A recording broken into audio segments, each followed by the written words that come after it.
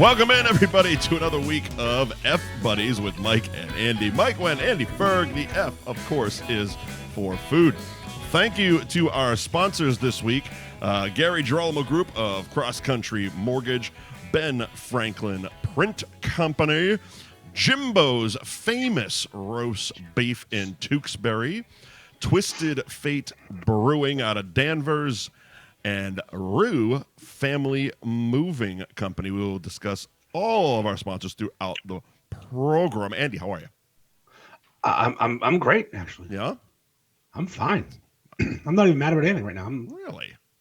Yeah, I'm feeling good. Feeling strong. Interesting. Ready to crush this fucking show. I've only had two beers so far. I'm a little nervous. You're coming in not angry and only No. 2 beers in. Like, this is going to be a fucking shit show. No, it's going to be good because I have things that Mike, I have my serial killer list. I know. It's lots to talk about. We have things to mention. Mess. And it's on the back. Here's the best part, because I'm a conservationalist. I conserve. Sure. It's on the back of the Beef Madness thing. I save the Beef Madness paperwork.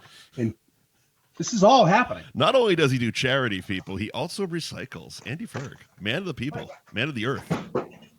Look at Captain fucking Planet over here. Look at this. Fucking Captain Planet's fucking right. Are you kidding me?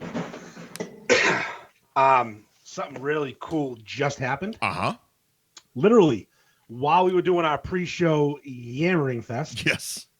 I got a message from someone with a picture of something. Oh, I get those too sometimes. Yes.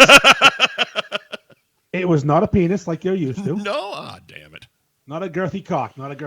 But one of the all-time great members. Not a McVaney. It was a veiny cock, actually. Yeah. Very veiny cock. Nice. But it wasn't a veiny cock.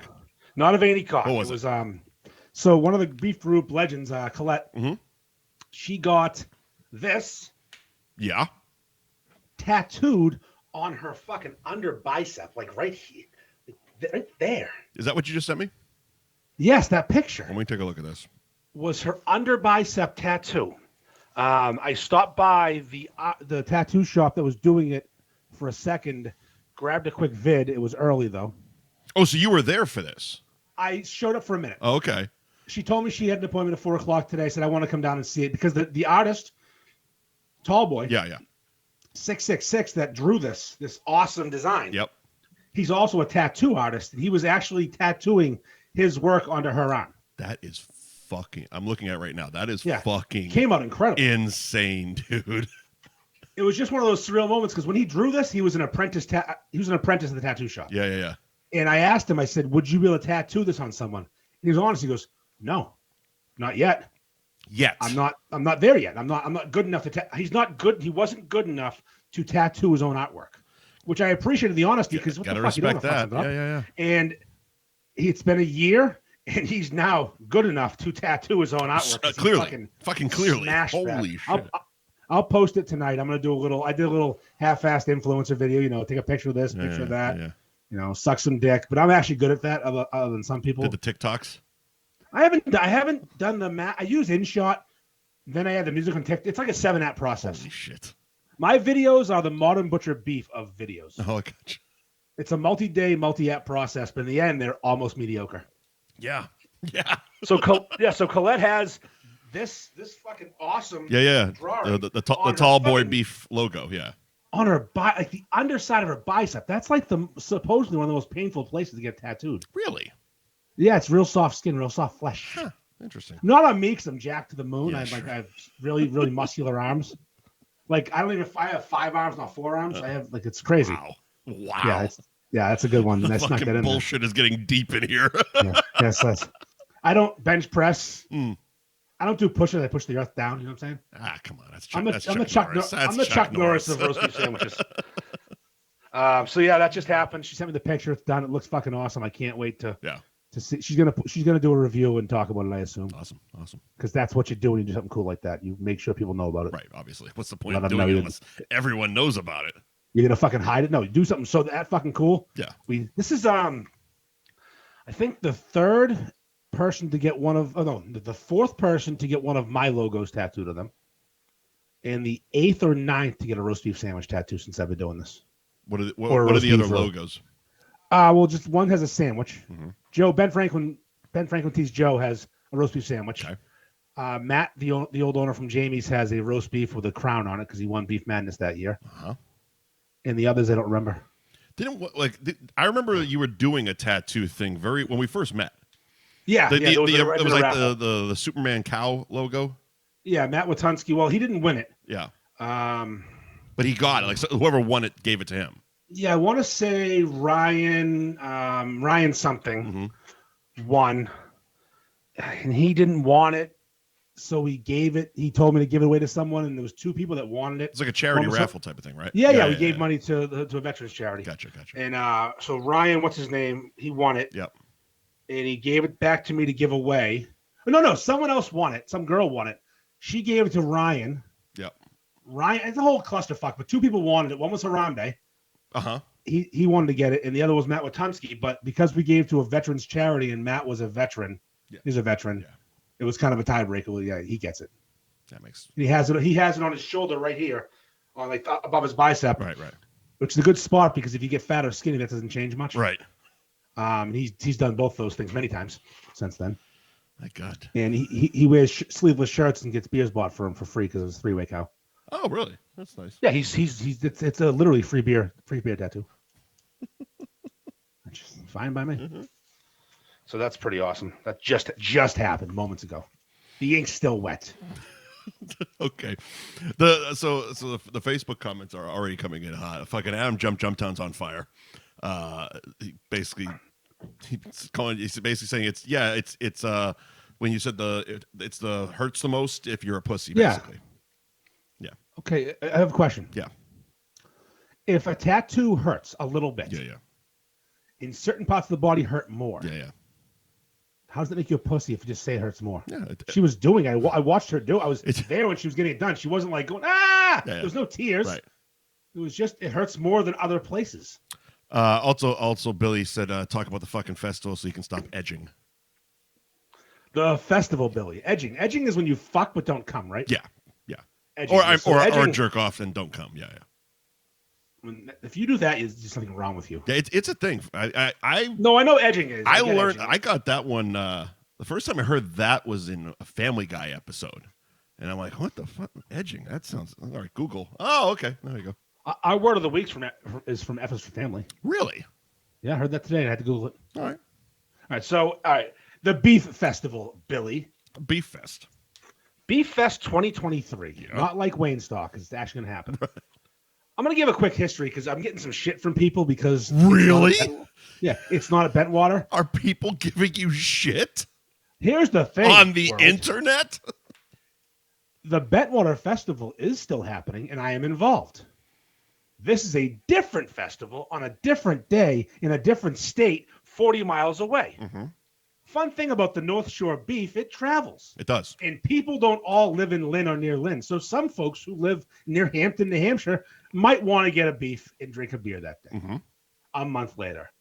Yeah, why wouldn't you? Again, it's a month apart. Yeah, a month apart. And also, people aren't going to travel from southern New Hampshire to Lynn, and people in Lynn aren't going to southern New Hampshire. They might. Why wouldn't they? It sounds like a fun fucking afternoon. Of course, I'm going to both. I'll be there. Sure. But, I'm not going to fucking... The thing about this, too, is like you copied their idea. Actually, I sat down with the people from Boston Pizza Festival 2.5 years ago. Wrong. You did not. Yes, it did. I know. I was the copy part. Oh, yeah. So I had this plan before COVID. Literally pre-COVID. And we had the real group. Yes. And we sat at Sylvan Street, me, Harambe, the Boston Pizza Festival guy, and this other dude, Peter. Okay. And I was the only non-Italian. And they were all super Italian. Lots of gold, lots of chains, lots of weird words I didn't know about. Yeah. And I felt like I might get whacked. But in the end, we came to an agreement. Let's do a festival. So you brought Harambe as basically backup or to legitimize your Italianness? No, he knew the people that knew the people. Oh, okay, there it is. Yeah, he knows the people. He organized a sit down. Yeah, so John Carlo, Peter, me, and Mike, we sat down. Yeah. His fucking name's John Carlo, which is great. I know what John. I have a guy on my phone with the name John Carlo. Come on, what are the odds? Mm-hmm. So that was a few years ago. We lost the group. COVID happened. We shelved the whole thing. So was that going to be, because I remember right when COVID happened, you had T-shirts for Beef and Beer Fest. Was that going to be that? That was a charity event. Oh, okay. That was at East Regiment Beer Company. Okay. I remember the shirts. Yeah, no, I think I found one in your car with the golf tournament. There's still 40 over there on the floor. Shit. I've actually seen some people wearing them. I've seen them at Goodwill. I've seen them on racks. I've seen like random people on Instagram have them on. Like you'll see a picture in the background. It's like, what the fuck? Well, I give them away. Of course you do. I don't pay. It's a branded fucking Beef and Beer Fest 2020. It's also a garbage shirt. This is pre-Joe Ben Frank. Yeah. This is pre-Ben Franklin Print Co. This is a different printing company. I said cheapest shirt possible. And you were literally just picking a font. Oh, I use clip art. I literally went to clip art and found a shamrock on a beer can, or beer glass. Jesus. And, this was the worst shirt I've ever made in my life. So yeah, we had this plan. It didn't happen. Mm-hmm. Recently, I was talking to some people. Yeah. About a beer fest, and there was talk of doing a South Shore beer, South Shore North Shore Pizza and South Shore Bar Pizza. Yeah, down at Suffolk Downs, but then things started going wrong with that, where they didn't want to do pizza. And I reached out to the guy from Boston Pizza Festivals and said, hey, do you want to talk about this again or be involved? He said, I don't want to be involved in anything else besides that. I want to do something separate with you. Good. Now, here's the thing with this guy. Is Suffolk Downs still a thing?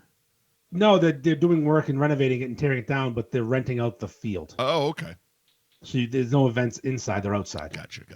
So they're doing concerts and shit this year. Yeah. There's a whole thing. Someone else bought it. They're tearing it down, I think. But while they own it, they're gonna make some money. That's what I heard. That's why I asked. So the guy that I'm working with is like, no, me and you were gonna do a thing. Let's just do our plan originally. I'm like, okay. Now I'm not a party planner. I'm not an organizer. Right. I can organize a small event at Coastal Mass with 40 people and have someone sweat through 4 T-shirts. I can do that. But I can't, not my thing. This guy, right. Boston Pizza Festivals, that's their thing. They do pizza festivals, huge ones. They do wing festivals. They do them all over the country. Yeah. The most recent one was in Atlanta. Mm-hmm. So like, all right, here's the deal. You do the work. I'll market it and sell tickets, and we're partners. There you go.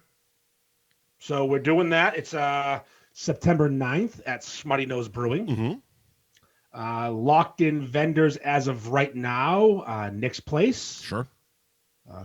Cost is fully in erect. Jamie's. Maybe I'll finally get my fucking salad dressing. Jeff from Jamie's in. 110 in Amesbury. And the Jumptown Denali food truck might be doing some sort of hybrid combination. Sure. Because 110 doesn't have a truck, and having a truck's huge right now for this. Right. I was talking to Donnie and Adam on Sunday about it, and the dude from 110, and they have a relationship already. Okay. So and then the Beefy Boys are also down. Sure. So we're trying to get like maybe 8 to 10 vendors. Mm-hmm. It's going to be a ticketed event. Some money will go to charity, but it's the year of the Ferg. We're not going to give all the money to charity. I work too hard for these things to give every penny to charity. Right. It's a ticketed event. You get free sliders as part of the ticket. So all you can eat sliders. No shit. If you want something else, want fries, onion rings, whatever, you can buy stuff. You can obviously it's a brewery, so you can buy beer. But the ticket will get you free unlimited sliders. We'll have entertainment. We're still working everything out. There's a lot to do. Mm-hmm. Mm-hmm. But I'm very excited. That sounds very good.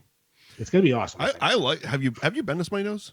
Never in my life. It's nice, and they got I have to go there soon. They got a decent amount of space, and that's what I was told. They have lots of and like multiple rooms. So it's like there's an upstairs bar, there's a downstairs bar, there's an outdoor area. It'll work. I think it's gonna be a good fucking day. And they're giving us a deal on the venue as long as we build a beer into the ticket price. So when you walk in, you're getting a ticket for a free beer. And all you can eat sliders. Sliders. Again, entertainment. Probably some free water. We're still working the details. Right. Rent porta potties and everything. But I'm wetting my beak finally. You got to pay for the porta potties. I don't know. Maybe a quarter to piss, $1 to take a shit. that is PCU. Yes, it is PCU. I think it's more than that. I was trying to figure out where the fuck it was in my brain, but yes, that's exactly what it is. I think it's $10 to sit and $1 to stand. Yes, it was. And she gives you a very little amount of toilet paper. Yeah, not enough. So that's I'm excited. We're in the infancy of it, but I mean the reason I like this guy, and we had an idea. This guy being Giancarlo. Giancarlo. The next day he had a booked location. Right. He said to me, he goes, "What do you think about Hampton, New Hampshire? Is that too far away?" I go, "I mean, is there a reason for Hampton, New Hampshire?" He goes, "I have a relationship with Smutty Nose." I'm like, I have no problem with that. Hampton's, I live on the North Shore. Hampton's not far. It's not far. No, it's 25 minutes from my house. Yeah. I can get to Rusty Kid in 17 minutes. Right. Hampton in 25 minutes. I don't care. Yeah, it's not far at all. So that's going to be a very, very big day. We're trying to get some bands to play. 21 only, probably, obviously. So I'm not having fucking kids around Dan Bob and he's shit-faced. Jumptown wants to help out with the music if you need. And definitely want that. Yeah. And Mike, we've talked about this before. Yeah.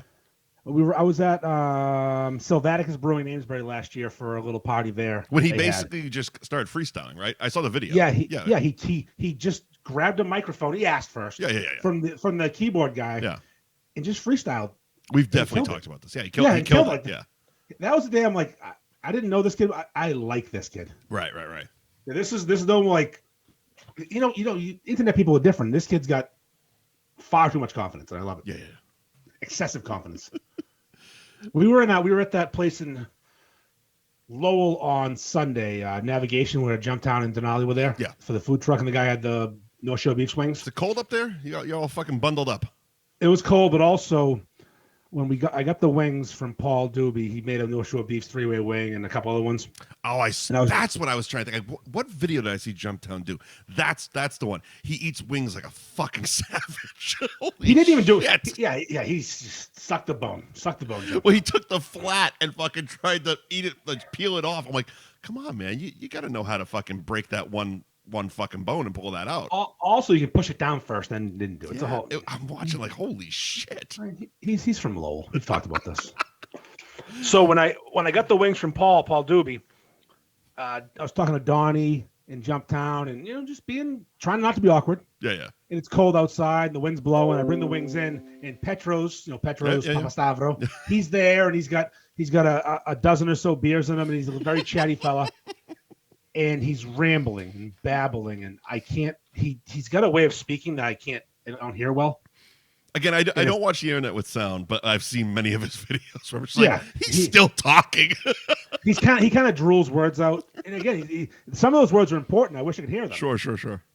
And by the time I ate my wings, they were fucking cold. I'm like, God damn it! Because you didn't want to be rude and fucking eat while he talked. I can't do two things at once. I came here to eat wings, and then I got cold wings. So then I come out I go to the bathroom, come out, and Jumptown's there. Yeah. And he goes, "We chugging a beer?" I'm like, "I have a full one, so yeah." We're in this crowded brewery. No one knows either one of us that I know of from fucking Dick. Right. He grabs his phone, throws it sky high. It's your man, Adam Johnson. Literally the opposite of who I am. I'm quiet guy in the corner, hoping no one hears me. He is. Everyone knows he's there. Oh my god! And I just looked in my head like this for a second, chugged the beer, and didn't say a fucking word. It's your man, Adam. Jump down. But I'm a big Jumptown guy. How do you not be? Yeah. The kid's a fucking legend. I don't think we've made that a secret. Yeah, no, geez. Team Jumptown. I mean, the MVB. I think Kay deserved the MVB. Mm-hmm. I think she, but I can take nothing away from him. No, he didn't win that. He won a lot of things. Right. He won the hearts and minds of the people. Jesus. Well, not the minds. There aren't many minds that like him. No. The dollars like me and you like him. Yeah, exactly. Like he's one of the very few. Unless you send me a text to say, "Hey, watch this with sound," I'll usually turn it up for Jump. Especially at least the intro, because I want to see their reactions. I like the intro. I like him somersaulting in. I like him saying his own name wrong. He walks in like the fucking Queen of England, waving his arm around. There's nothing like it. It's my favorite thing on the internet right now. Yeah. And I try to explain to my wife, like I show her, like, look at this. She goes, what? I go, look at this. She goes, what? I get it. I go, you don't get it. Punch out. And that's okay. You don't have to get it. Punch out. I mean, she almost divorced me 2 nights ago, so we're fine. We're not going to talk about that. Now we can't go deep, but the goddamn Bruins and Celtics playing every night and the NFL draft. Put a hair across her ass. Yeah. I not in many years, but I've been down that road. Yeah, it's not fun. Long, strange trip it's been. Yeah, now, fuck. Watch all the games I want. Just try not to get the cops called on me. Bring home a skank, maybe her and her friend. Right? You never know. Never know. Super three-way. Super three-way. That's why I wanted beef that next morning. I haven't craved it in fucking forever, and I woke up like, God damn it, I gotta go to fucking Lauderdale. I gotta get that sandwich. Oh, now it all checks out. You needed a three-way because you didn't have a three-way. You're trying to get a three-way. So I had a beef today, Mike. Did you now? I did. Where from?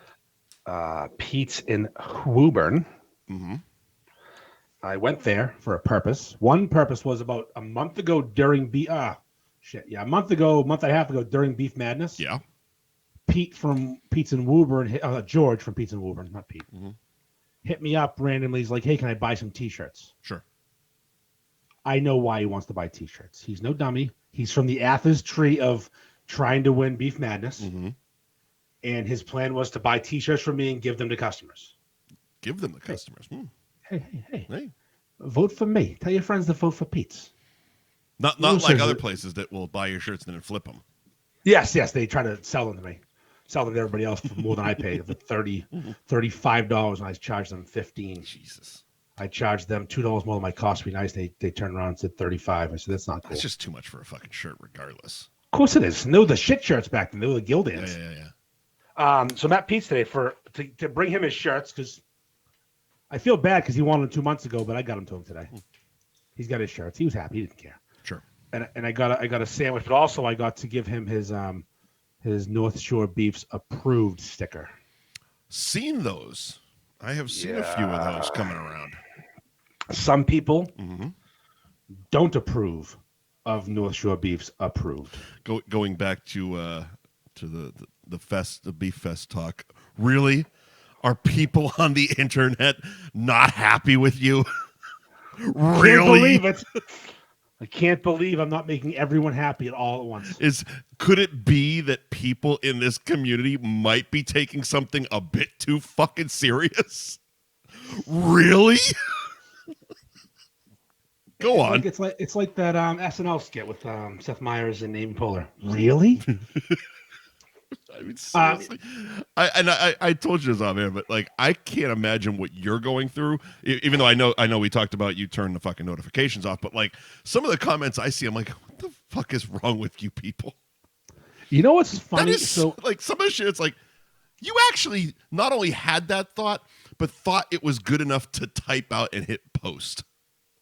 Mike, people literally have mental disorders that are on the internet. They can't finish reading a full sentence. True. They react to the first syllable that bothers them and don't read the rest. Well, we'll get to my review in a minute. Yes. Jesus Christ, you took I liked seeing you take an L. That was fun. Yeah. So I've been passing these stickers out to worthy places.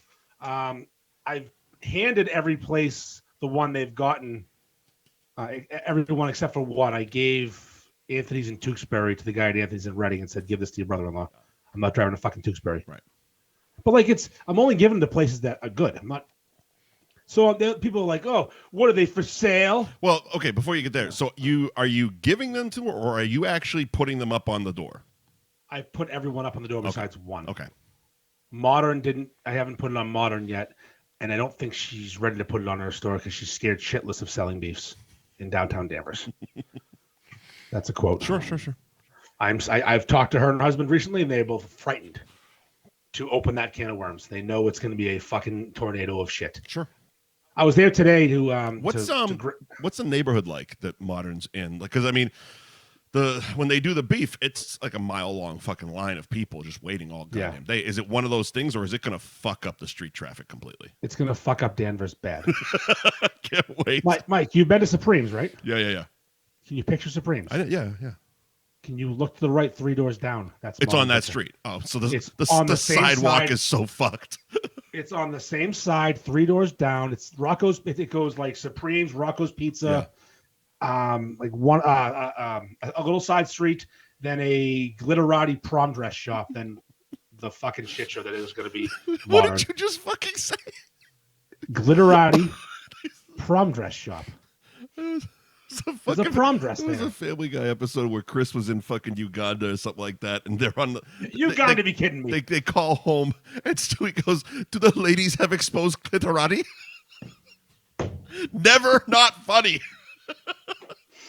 Clitorati. Clitorati. Now, speaking of that shop, this is a pro tip to the men in the world who have wandering eyes at hot women. Yeah.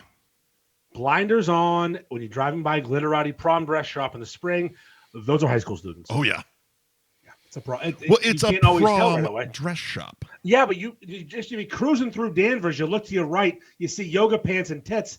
You don't check IDs. I'm telling you right now, they're underage. I'm giving you a warning. Fair warning. Those are children. Fair warning. Yes.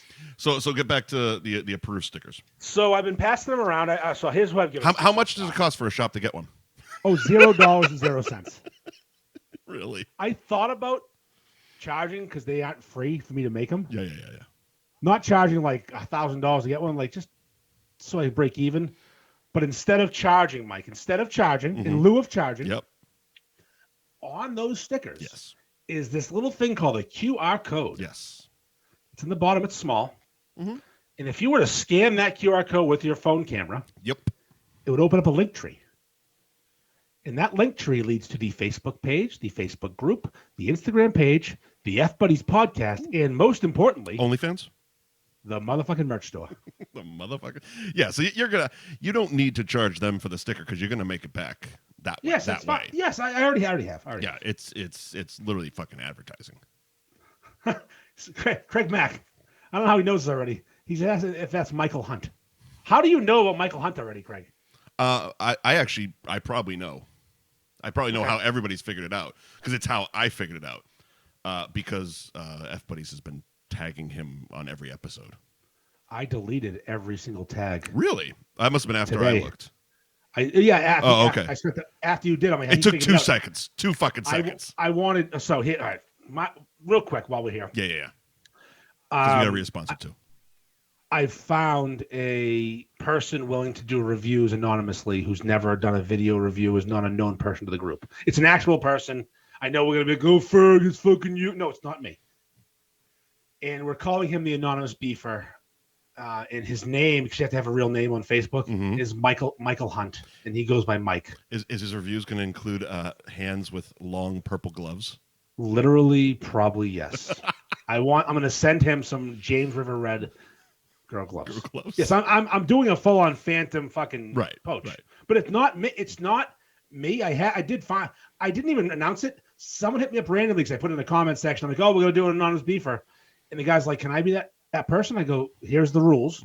You must travel. You can't just go to one spot over and over again. No, that counts me out. You must hit all these different places. I mean, all the North Shore. And yes, it's you. If you want it, do one a week or more. At least one a week, though, I tell them. And you send them to me. I'll post them under the Mike Hunt page. You know, Mike Hunt will post all the beef reviews. In the group.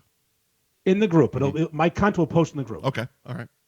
I'm sorry, Michael Hunt. Mike Hunt will post in the group. Your cunt's gonna post in the group. Michael Hunt will post in the group. He's a member. You may be friends with him already on Facebook because I converted one of my Zucked. It was a burner pages. Account. Yeah, my burner account, Fergus Andy. Yeah, which is not one of the many accounts I've had. Well, that was just it. It was immediately click on the fucking profile. Slide right. Slide right. Okay, I know what that is. Scroll down. Oh, there's all our links. Okay, I know who the fuck this is. That's exactly how I figured it out.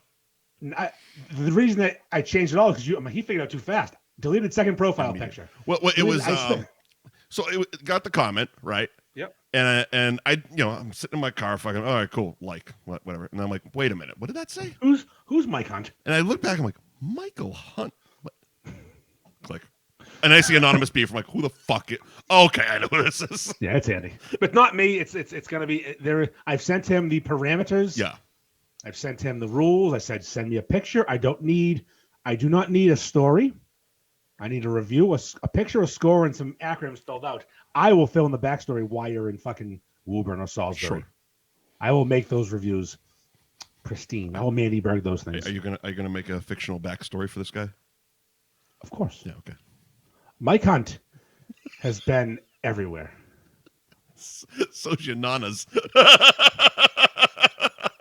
During the war, the milkman would come over and please your nana.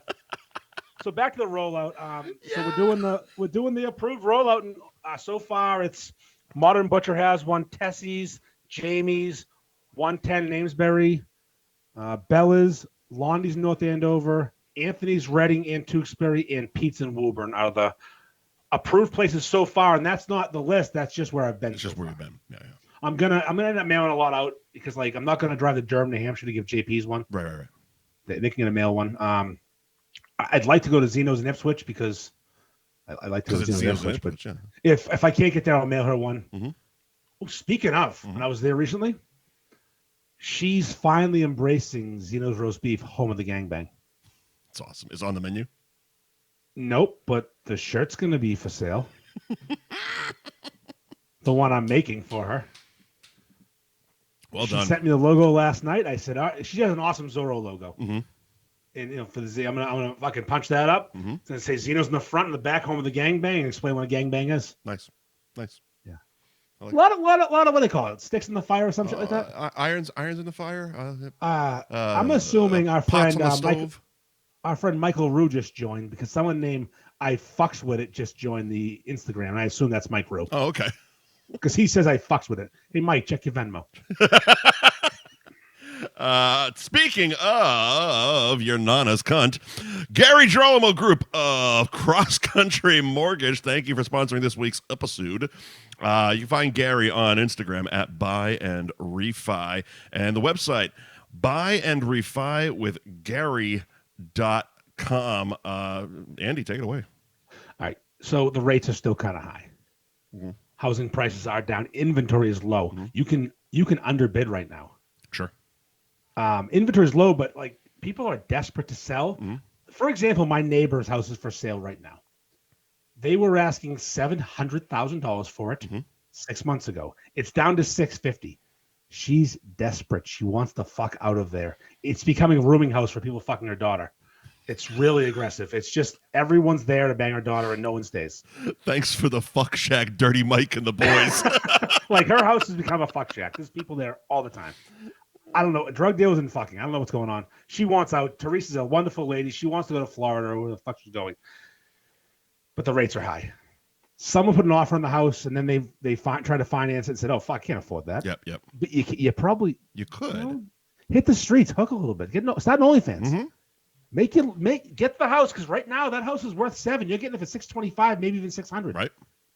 In a couple of months, years maybe, rates go turns down. around. It's rates go down. The house value goes back up. Now you're in fucking the green. Yep. Just because you showed your dick or your tits off a few times, who cares? Worth it. Get that money. Worth it. One of our listeners and our loyal listeners has an OnlyFans I found out recently. Really? Yes, we'll talk about it off air. All right. So go fucking buy and then wait 6 months, then refi at Buy and Refi on Instagram with Gary Girolamo. And you can do both with Gary. You can buy and refi. Hence the Instagram at Buy and Refi and the website buyandrefywithgary.com. Gary Girolamo Group of Cross Country Mortgage. And of course, thank you to the Ben Franklin Print Company, located at 177 North Main Street in Middleton. At Ben Franklin _Printco is the Instagram, where if you were paying attention, you could have seen those approved stickers rolling off the fucking line the other day.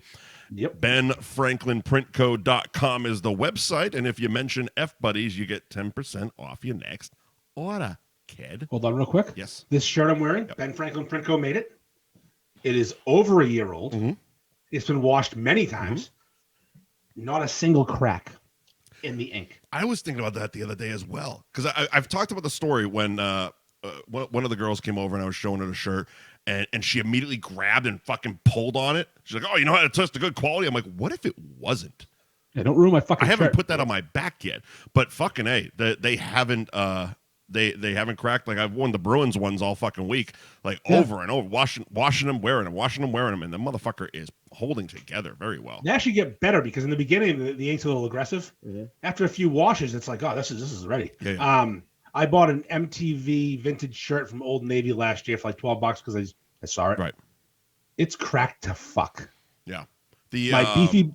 The worst one, and this isn't because I'm shitting on Scott, but the Wicked Bite shirts we had, after one wear, it started to crack, but even worse, after one wash, the orange bled into the white. That's a bad screen printer. Yeah. I mean, if you want good quality, yeah, you go to a good quality place. And my man Ben. Also, sidebar, I'll mention this: he's hiring. He's looking for a front desk person. Mother's hours 10 to 3. There you go. Monday through Friday. So get in touch with Ben Franklin Print Co. on Instagram at BenFranklin_Print Co. Website again, BenFranklinPrintCo.com, and mention F Buddies, get 10% off your next order. Order, kid. Yes. What else we got? I mean, I really think we should dedicate some time to hot chicks on TV. We can do that. I don't want to miss out on talking about this. We've worked hard on a list. Mm-hmm. And we get wordy sometimes and don't shut the fuck up. So I think hot chicks. We can do that. From TV shows. Yes. So was it last week we did movies? We did movies last week, and we're going to do TV shows this week. Mm-hmm. We have a top 5 list, but our top 5 list may have some extras and some. So last week I did a list of like fucking 15 and a bunch of Hall of Famers and a couple honorable mentions. This one I actually only did 5 and one alternate, one honorable mention Hall of Fame type of thing, which we can discuss. But then listening to yours, I'm like, fuck, I left off so many. So I have a question with your Hall of Fame. Yeah. So if you're in the Hall of Fame, you don't make a top 5? No, it's above the top 5. Oh, so there's a top 5, then there's an upper echelon of beyond top 5. So yeah. The word top has no definition to you. Well, so top 5 is a rotating list that can change, on a whim. But Hall of Fame is Hall of Fame. Like you have to accept the fact that if someone argues, like for example, last week, the first ballot Hall of Famer, first class Hall of Famer, if someone's going to argue that Salma Hayek is not one of the hottest women in film, they have mental problems. They've been hit on the head. They got a relaxed brain. The word is retarded. So that's okay to say it like that. That's what I mean. That's what I mean. It's like putting her like she's above the top 5. I understand. Yeah. I just thought of 2 that is now my list is fucked. It's an even higher echelon, if you. I just thought of 2, and I'm going to say one of them's on your list. I'm going to say a Hall of Famer right now, and tell me if I'm wrong. All right. This is not on my list. This is a Universal Television Show Hall of Famer, and if it's not on your list, I don't know what your list is doing. All right. Pamela Anderson. Okay. Now, that is going to bring me right into my Hall of Fame as well. My Hall of Fame, because I couldn't pick just one, is the peak cast of Baywatch. Oh yeah, but no, there was that gross, skinny fucking doctor. I don't mean her. I don't mean David Hasselhoff. I don't mean the dudes. I wasn't calling you gay, dude. No. But like that, like there was that era where it was her, obviously. Yasmin Bleeth, fucking Erica Eleniak was on there. Nicole Eggert. Nicole Eggert. Fuck, hold on, Nicole Eggert. Nicole Eggert. No, she's hot. She's hottest in a movie though. Post Charles. Blown Away. I got it somewhere up here. Of course you do. It's probably covered in fucking sticky stuff. It's so gross. She bangs both the Coreys. She's Nicole Eggert when she got hot. I mean, she was hot in Charles in Charge. She was like teenage girl. She hot. was, but then she got Baywatch and got her tits done. Fantastic. I mean, how old were we during Charles in Charge? Like 13, 14? Jesus, probably younger than that. We grew up in such an awesome time. You know a weird 6 Degrees of Weirdness Charles in Charge reference? Charles in Charge? I'm Facebook friends with Willie Ames, and he regularly comments and likes my stuff. That's right. You and Willie. What the fuck is like? I don't even know how we got there. Buddy Lembeck? Yeah, Buddy Lembeck. Yeah. So here's I have a couple different lists as part of my list though, because at a different time in my life. Yeah. Because all right, here's the example: Boy Meets World, Topanga. Yep. I thought about her. Yep. Okay. To say she was hot in Boy Meets World makes me a creep. Well, but I was a child then too. See, okay, so that's also very similar to like the Alyssa Milano thing, because we were basically the same age as her. Yeah. So it was like it wasn't that she was hot in Who's the Boss, but it was more like a fucking grade school crush at the time. type of thing. She, granted, got very hot and Charmed and other films you can see her in. Yeah, she got real hot. Yeah. But yeah, that's the thing. It's like I can't say Topanga. But you can't list those now as a 40-something-year-old man. You can't list who's the boss of Alyssa Milano in this fucking list. No. But you can say as a 13-year-old boy. Yeah, it's like another one. The middle girl in Full House. Jodie Sweet. Oh yeah, Jodie Sweet got but super fucking hot, and also Google her problems, completely gettable. But like you can't say that fucking Stephanie from Full House was fucking hot. But you could say DJ was. You could. You still be creepy, but you could also flip it and say that Stephanie from Fuller House, that Netflix reboot thing, that works. That one works. What about the fucking child? What's the little baby's name? Michelle? Yeah, the Olsen twins. Yeah, they got super hot. They did not. Yeah, no, they didn't. Their sister, who was in the fucking Avengers movie, she did, but they just kind of look very emaciated. I got one for you. They look like they need a fucking teleflon and a sandwich. They were hot for a minute. They had a minute. I don't know about that. Miley Cyrus was not hot in her show. I would do things to Miley Cyrus right now that would. I don't find Miley Cyrus hot. I find her fucking dirty. No, she's on next week, Mike. The hot not list. Ooh. The not hot but is hot list. Okay, Miley's there. Yep. Don't spoil it. I got a bunch. Billie Eilish. Yep. All right. So I got a bunch. Next week, hot but not hot. Yeah. This week. All right. My list consists of 5 women who are universally really hot. Carmen Electra. That was another one on Baywatch. Oh yeah. That peak Baywatch year. Electra. Yeah. Jesus, she was fucking Dennis Rodman back then. Thank you, Corey. Everybody fucked Dennis Rodman back then. That Rodman dick. Yeah. I think my brother fucked him once, actually. I'm pretty sure I might have fucked him once in an airport. Just a blowjob over the pants. It was a boring connecting flight. We had a 20-minute layover or so. We hit the fucking handicap stall. Didn't review it on Facebook though. No, you should have done a bathroom sex with Dennis Rodman review. We could have got acronyms: VC, veiny cock, GC, girthy cock, LC, long cock. Pretty sure it's all of those. HT, hard thrust. RS, romantic sex. We had all the acronyms. We needed 2 shots of penicillin. EC, eye contact, FBH, from behind. Oh, you're going to have to start a new group. Yeah. Just no sure fucking. No sure fucks. No sure raw dog. Go on. All right. Here's my list in no particular order, but the last one will be number 1. Okay. So there's an order, but this is all random. Yep. Nikki Cox from Happily Ever After. To a point. That spin-off of I'm talking from Happily Ever After. That dog with the fuck that show. I know it. Puppet, that was a spin-off of Married with Children. Yep. A shitty spin-off. During that show, young little Andy's fucking soldier danced for that girl. She lasted hot through season 2 of Las Vegas. Big fan of the Las Vegas show, but it got to a point where she just kept fucking her face up. Honorable mention for that. Not on my list. I'm going to say Christina Applegate and Married with Children. She's on my list. I think they're both hot. I just didn't want to pick them both. I think Nikki Cox at her prime is better than Christina Applegate, but Christina Applegate on the whole, the long run, is so much better. There's also Kelly Bundy introduced a lot of guys to their dicks, basically. Yeah, you know what I mean? It's like there was a lot of coming of age males that are like, oh wow, what the fuck's happening down there? And then Bud Bundy made a bunch of white rappers. Yes.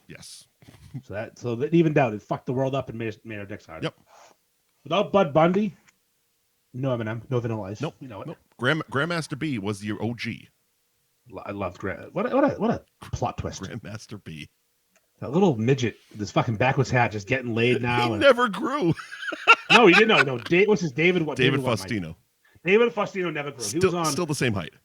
Surreal Life. Yeah. So he's a disaster. So she's on my list. She's one of my 5. All right, that's one of yours, but Nikki Cox is mine. I bumped her for Nikki Cox. There you go. Mila Kunis. Not on my list. I don't understand how that is. She's universally beyond hot. She is gorgeous. Absolutely. Adorable. Absolutely fucking gorgeous and adorable. You know why she's on my list? Didn't come to mind in the 20 minutes I took to make the list. I didn't even watch that show. I just watched clips of her. Yeah. That 70s show was not good. I honestly, I've seen clips. I've never actually sat and actively watched a full episode of that 70s show. But, stuff like Sarah Marshall, she's fantastic. the dad on that 70s show is fantastic. The cast is actually fantastic. Oh, it's a great fucking cast. I just it didn't do it for me. Yeah, but she did. Mm-hmm. You did okay. That show. The main guy's redheaded girlfriend, Laura Prepon. Also quite hot. She got yeah. Episode 1, Orange is the New Black.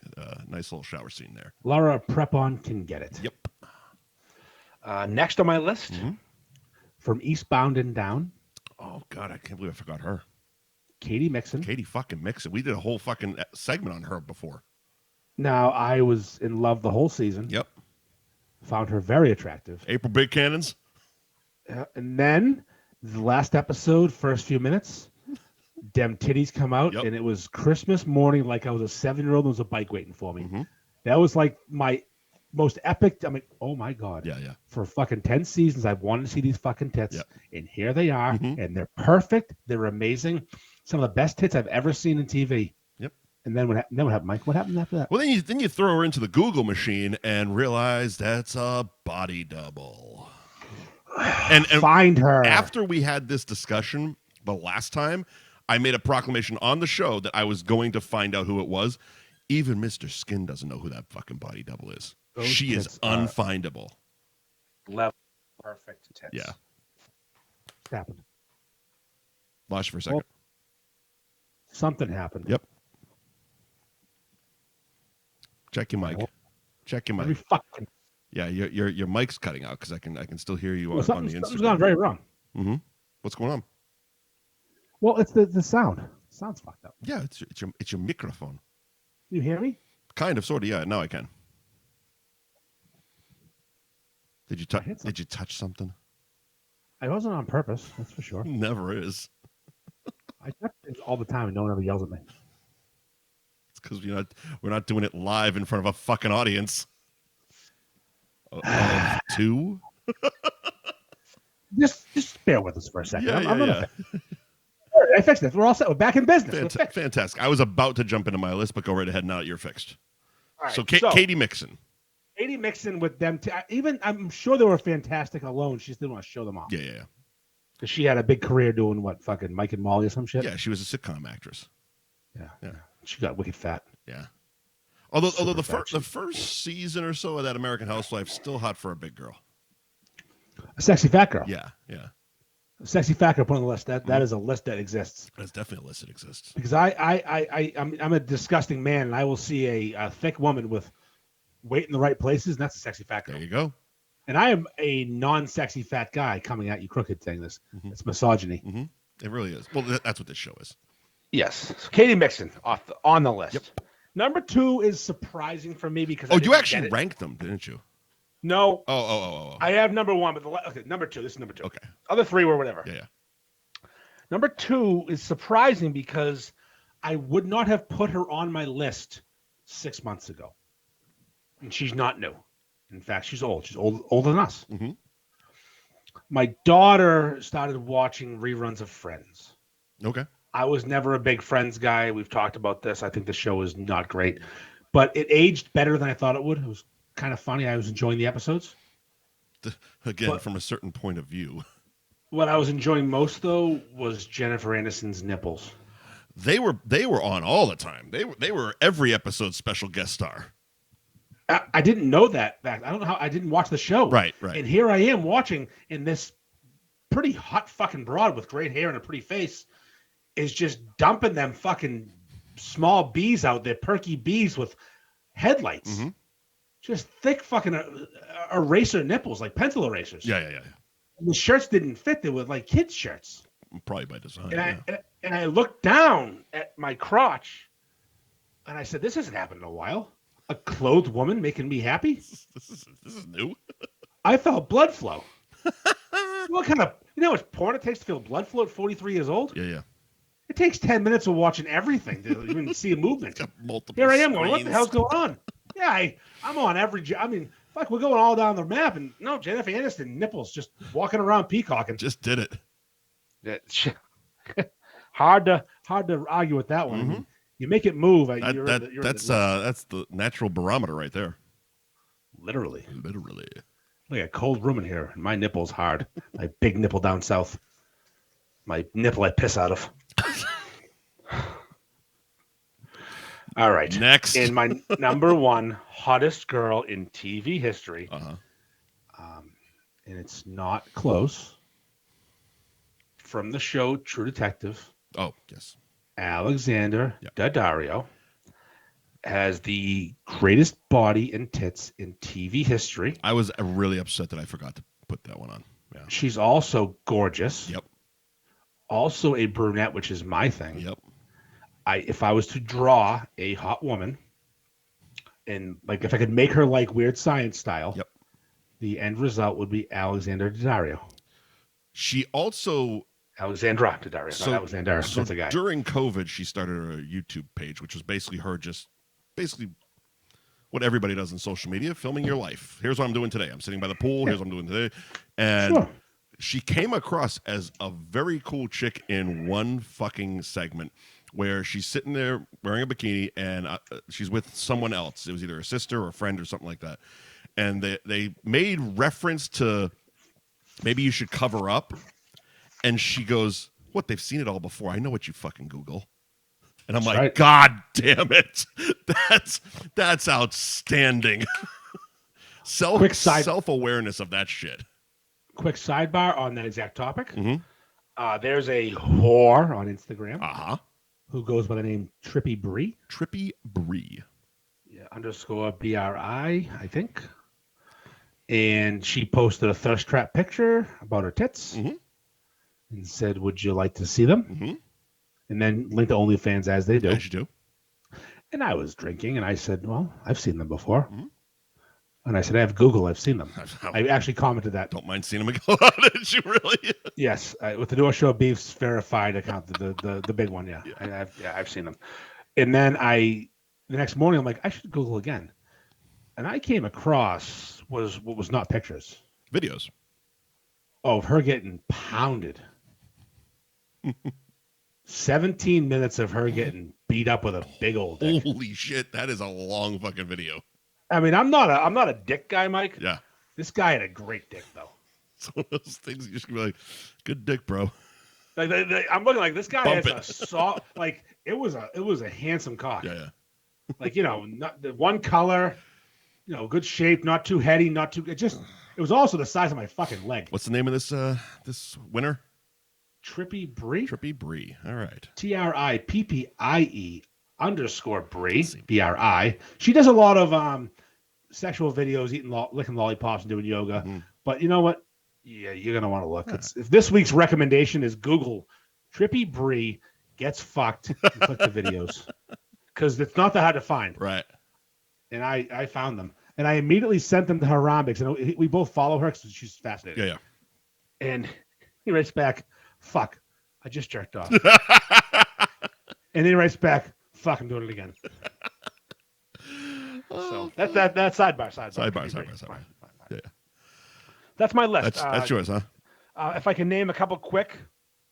Honorable mention, Tiffany Amber Thiessen at any point. Yep. We're the same age. Yep. Betty White, young Betty White can get it. Fantastic tits.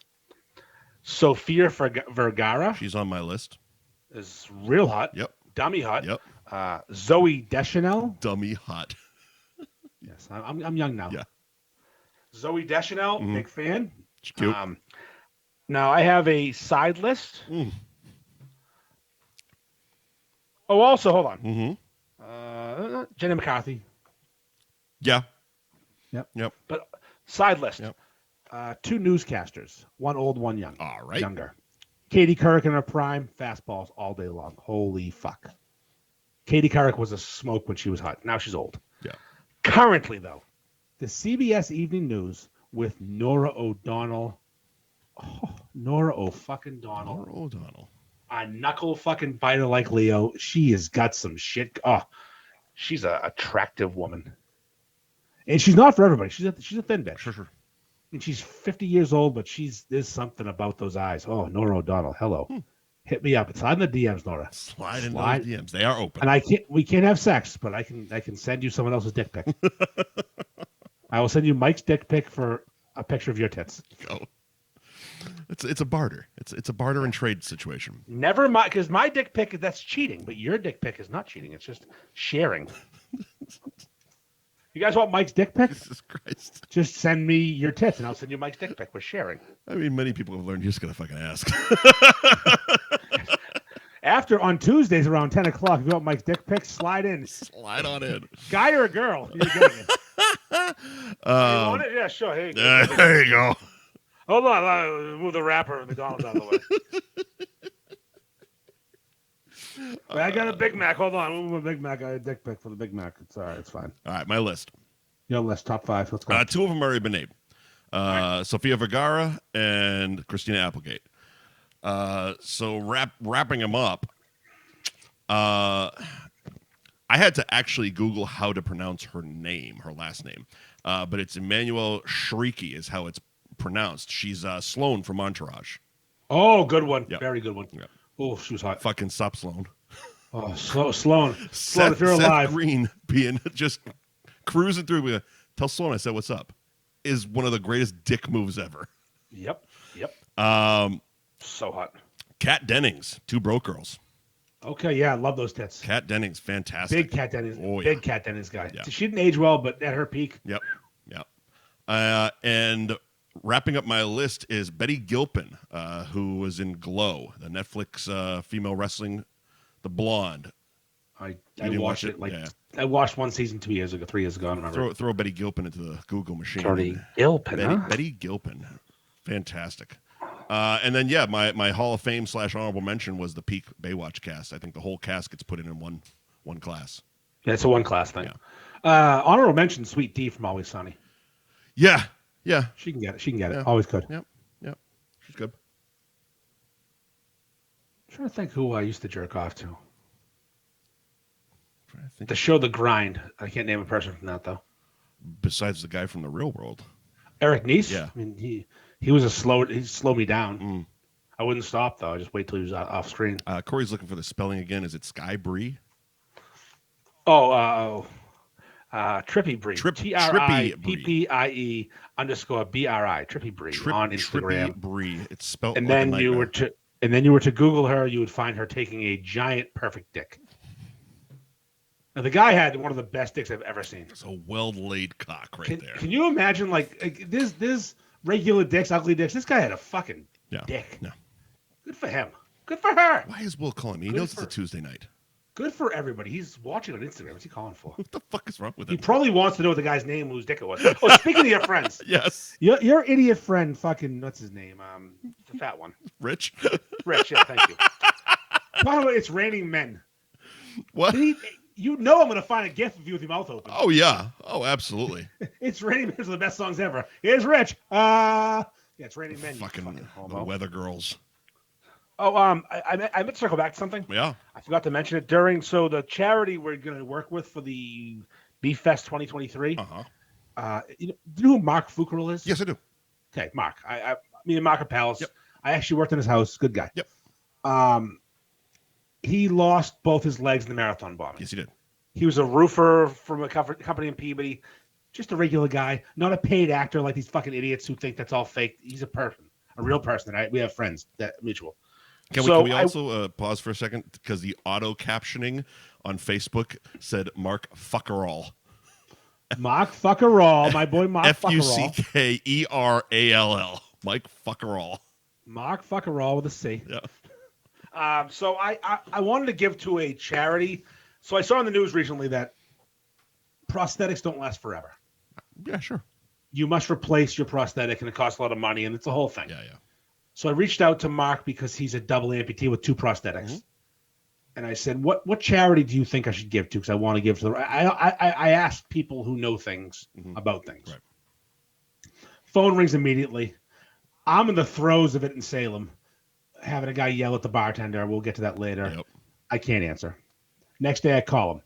Did I tell you this? I've told you this, right? I told the story? You texted me the story, I think. Okay. Yeah. Next day I call him.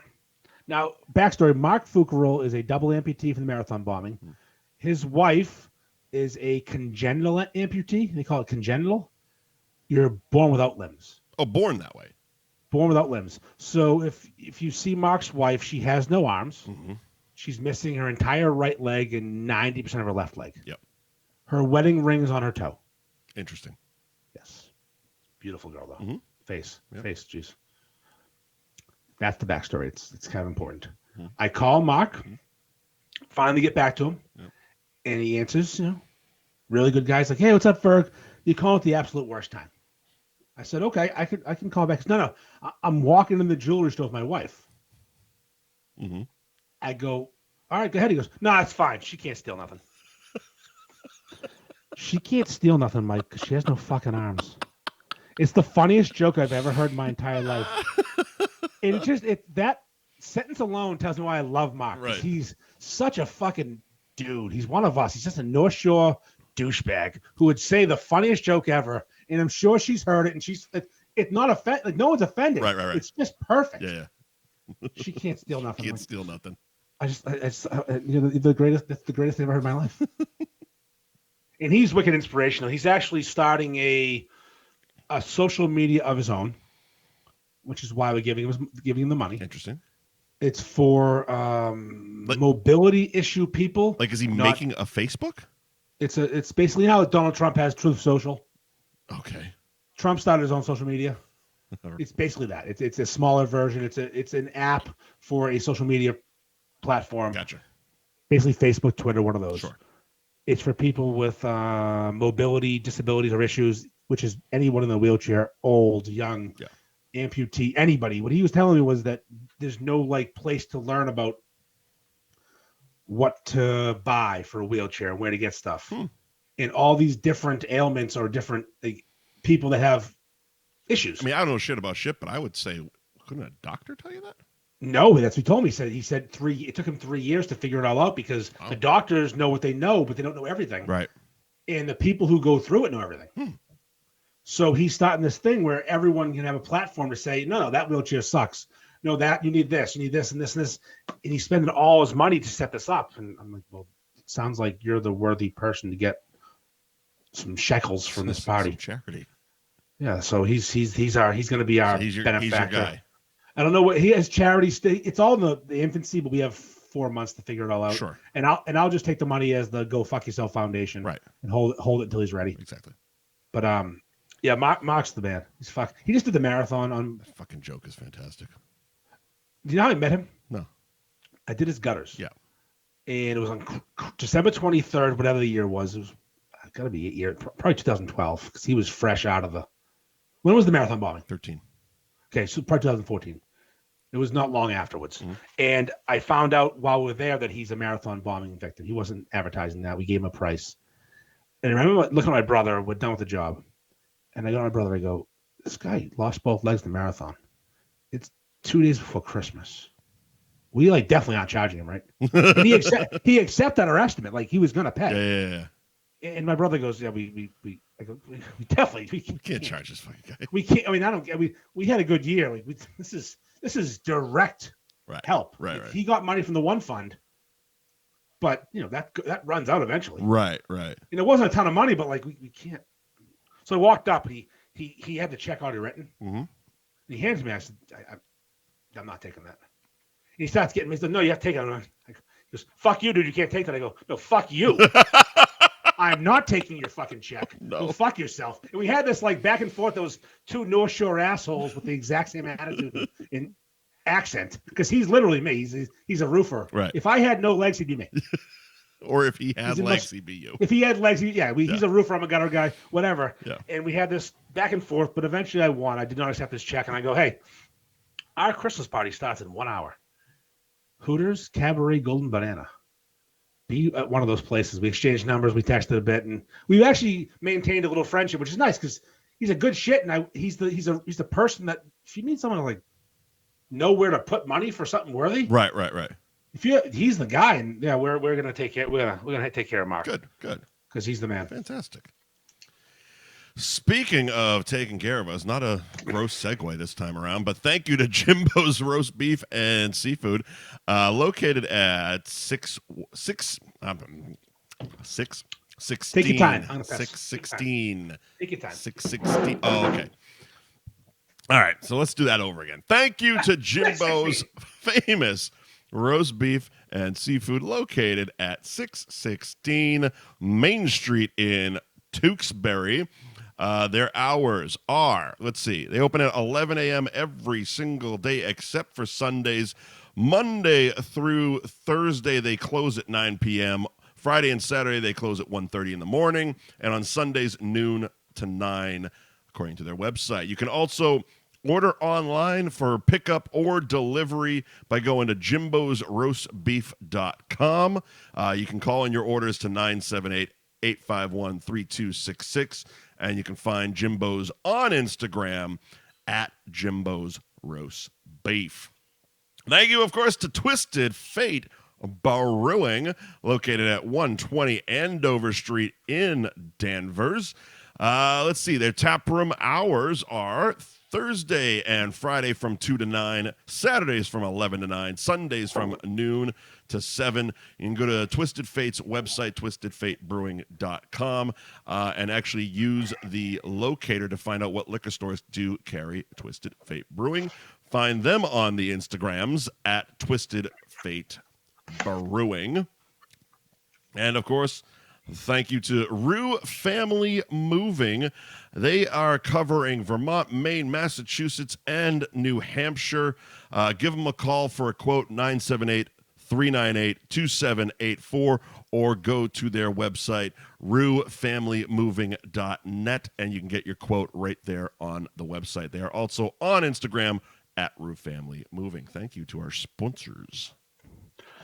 Hope you had a hell of a piss, Arnold. I think we should do the giveaway. Oh, yeah, we got one of those, don't we? Last week it was the end of the show, and that was a dick move. Mm-hmm. But obviously now there's a cheat code. Just fast forward to the end, so we're not doing that. This is mid-show. Mid-show. So we're giving away the same logo shirt we gave away last week, but last week was hoodies because those were free, courtesy of Ben Franklin Print Co. Yep. I bought a bunch of T-shirts, courtesy of my wallet. And I'd like to give one or two away. We'll see how it goes. All right. And that's the Ken Beefy Jr. logo. The Ken Beefy Jr. logo, which is fucking gas. Yeah, it's good. It's also the logo for the BeefFest. And if you see one of those North Shore Beef approved stickers, it's on there as well. It's on there too. You know what's weird though? That I sold a big sticker to Gary LaFoe from what's it called? The barbecue place in New York. You're breaking up again. Fucking cock-sucking motherfucker. Well, that was clear. Oh, such a cunt fucking... how's this fucking happen? Every fucking time. No idea. So fucking right now. But you sold Gary a big sticker. Oh, from your sister's fucking ass. Mm-hmm. There we go, back. There you go. I sold him a big sticker for his food truck. Okay. A Beefy Jr. sticker like this big. Mm-hmm. A year ago, and now he has it. He has not reached approved status, but he has the sticker. Like, keep ringing that bell, brother. You know what's happening right now? What? See, you made that pre-show post. Like the audio's going well? Yeah.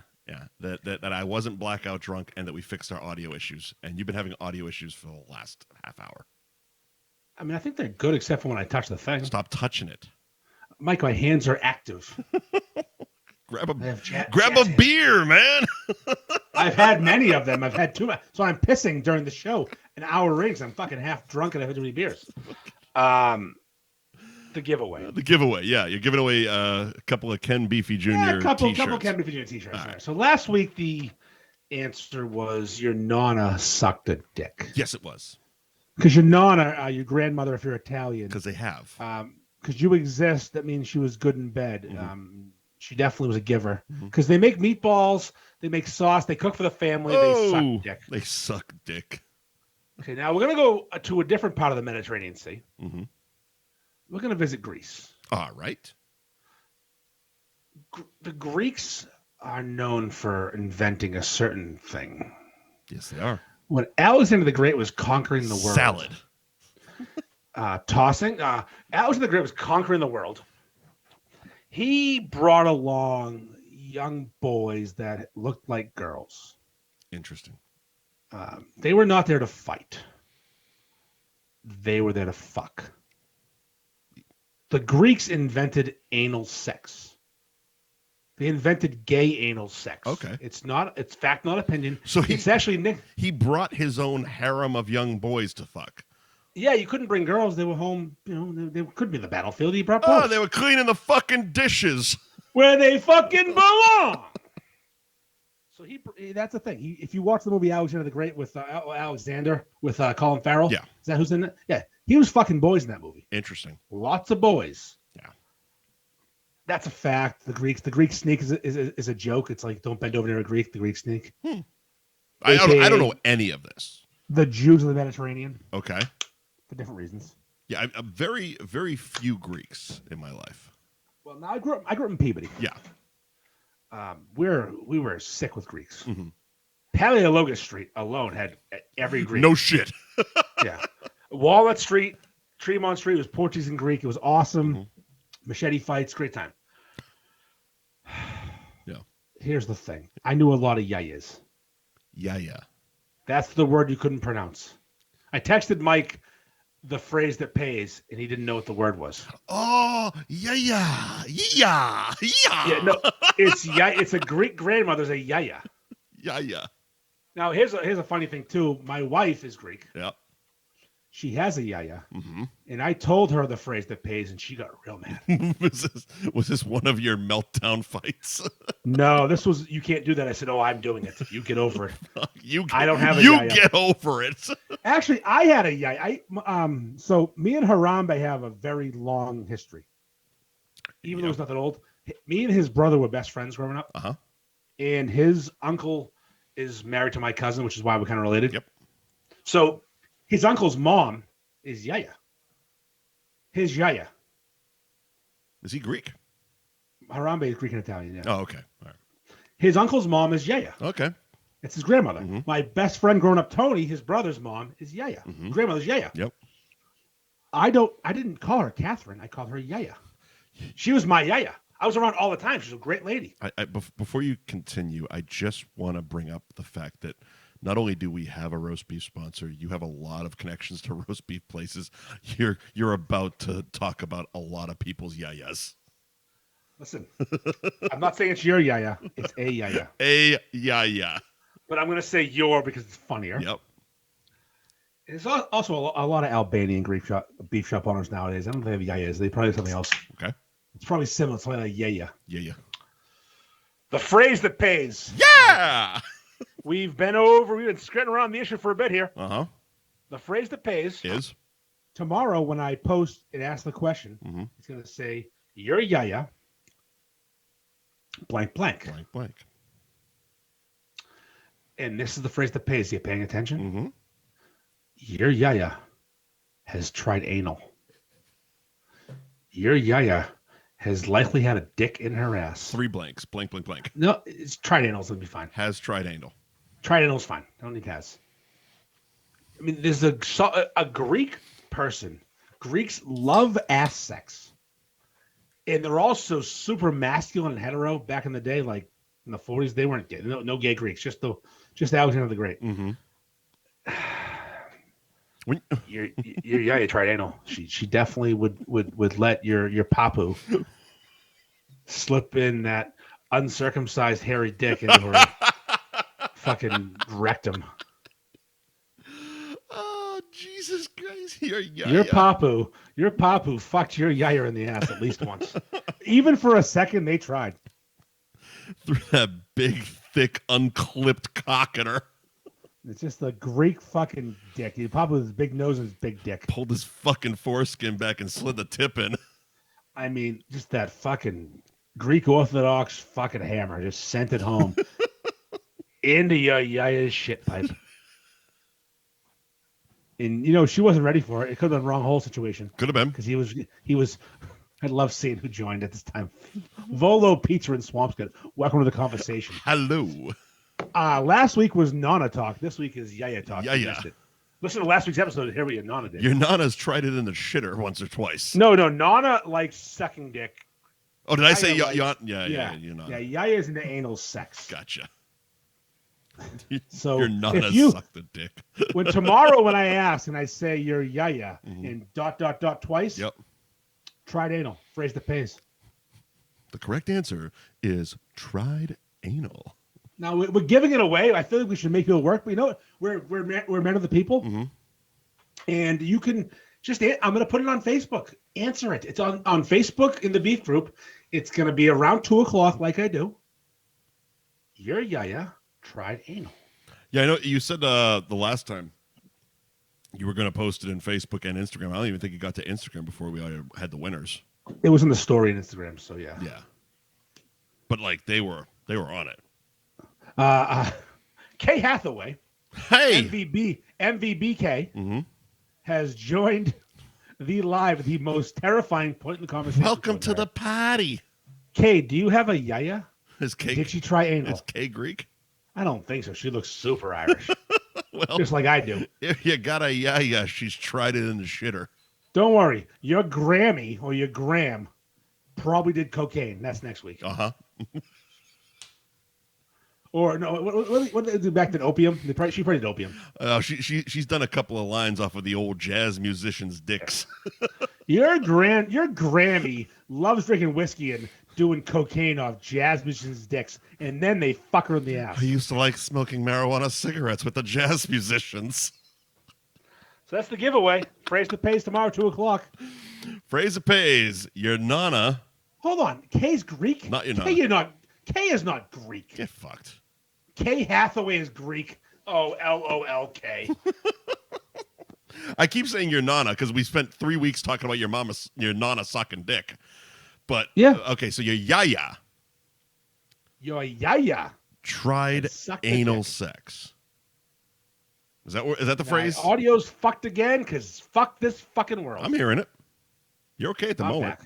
I'm back. No, it's just the just tried anal. My sound. Just tried You're anal. not Greek. Kay Hathaway is not Greek. Ethan Goulis, who just joined. That's Greek. That's very Greek. Ethan, do not listen back 30 seconds. We did not talk about yayas and anal sex. Definitely not. We wouldn't do that because we're not that kind of show. Ethan, we didn't mention yayas and anal sex. No. Not because the Greeks didn't invent anal sex. It's not their thing. Please do not listen to this show tomorrow. Ethan Goulis is the fourth person on my golf tournament team. Okay. AKA the ringer. Even though I have multiple ringers. Then wouldn't that make him the first person on your team? I'm the first person on my team. Of course you are. Well, no. We had three. We have a super three-way already. That's our team guaranteed. We picked up Ethan. He's good. He's good. We're playing in a tournament with cops and firefighters in June. So I didn't ask this. The golf tournament, are you moving it towards your BeefFest or keeping it on the same month? My golf tournament does not move. Okay, fair enough. It's a Friday of Columbus Day weekend. So if you're picking a weekend to come, that's the one. I'm doing both. Okay. It's a fucking weekend. I could do both. It's true. So we just joined the Peabody Firefighter and Police Benevolent Dick Sucking Tournament, whatever it's called. And they're going to be real mad. Your Nana was the chairman. She was. Running that dick. Yes. So they're going to be pretty upset when a fat fucking beefer, a professional golfer, my nerd brother, and a fireman murk the tournament and win it all. Because we're going to. You don't want to add Harambe just for even more laughs? He should actually be like our fifth wheel caddy entertainment. I played a tournament with him last year, and he wore a Hawaiian shirt and didn't button most of it. Like 2 buttons and sweated a lot. I watched him golf mid salad breaks. Golf. He's a hell of a golfer, that Michael. Him and fucking Festa taking those salad breaks. Oh, they love their salads. Love the salad. Those two fucking animals showed up at the cabaret afterwards. God damn it, that was a good night. What a day, what a night. What a fucking weekend that was. That's the night that I was tossed out of the cabaret, but not tossed. Mike said you got to go. No, it was that. No, no, it was the following night after the BeefFest. Because I was in the picnic tables with McGrath in the back. Yes, that was the night. But Mike was also there then. Mike was definitely there then. Yes, and I had to go home. Yes, I was asked politely. He met us there the second night. I think he came with you the first night. I was flatulent. Yeah, I had some thoughts. You gassed the girl. Hello, Andelmans. Phantom Gourmet has joined the chat. Welcome. Enjoy this. This is a good time to discuss. If you want a spin-off series, Phantom Gourmet, this is the food show people deserve. Kelly's reached out today, speaking of Phantom Gourmet. Oh, was it to correct that they said the Bruins moved on to the second round? That was one of my finer moments. I wish I had screenshotted it because I came in hard and told the person who posted it that they should be fired. Comments or DMs? Comments. Good. I said, you should be fired for posting this. Backstory. Kelly's posted this really clever, like, let's fucking go Boston sports picture with their logo, Bruins logo, Celtics logo. And it was, chase for banner 18, quest for the cup, those dumb phrases. And the person who runs their social media account was unaware the Bruins lost the night before. It was a hard hit. Mm-hmm. Us fans of the Bruins, especially real fans like you, I'm an armchair fan. You're a Bruins fan. I was so angry with you that night. We're so fucking so angry with you. We'll get there in a second. So he posted that, let's go Bruins, and I go, you should lose your job for this. Yeah. This is pouring salt in a fucking wound. Yeah. I don't care that much, and I fucking care about this. I'm so glad I didn't see it. I probably would have gotten fucking zucked off of Instagram. 10 comments, all real aggressive. I think mine was ranked number 1. And then it went away. Mm-hmm. He's like, oh, fuck. God damn, they lost. So basically what usually happens in those situations, they schedule the post the day before, as you know how to do. Oh, I do. But that's playoff sports. That's not a good move. Game 7. When I used to do the fucking TV show, we would schedule posts, all week long, just so I don't have to sit there and fucking do it. Like when you do Beef Madness, same principle. You schedule it out so you're not sitting in front of a fucking computer or your phone all morning long trying to pace out a goddamn post. Yeah. So you schedule them every few hours and blah blah blah blah. Sure. You don't do it during the playoffs, let alone Game 7, because there's such a high probability that, yes, you will probably get fired for that. Also, you had one job as a social media manager. Don't jinx the fucking team. There's that too. Scheduled the post. Yeah.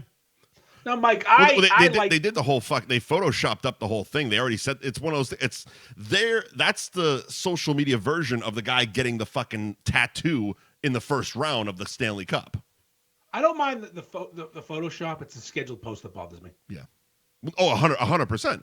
Well, yeah, I get the Photoshopping. It's like, who the fuck wants to wake up the next morning and have to fucking Photoshop, or do it like at fucking after the game if you actually watch the game. It's like back clearly didn't. What was the sporting event? It was the Atlanta Falcons when they already had. Am I gone? Yeah, you're cutting out. I didn't touch it this time. Mm-hmm. So you're saying the Atlanta Falcons what? The Atlanta Falcons Super Bowl. The Pats were down pretty bad in the beginning. Right. And then they switched it up. And the Boston Herald had to print a paper up.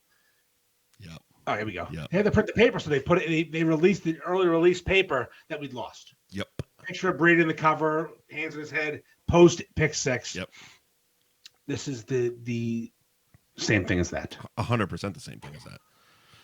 That's somebody not wanting to fucking stay late at work, basically. Mm-hmm. Plain and simple. Any adult man in Boston knows we lost. Yep.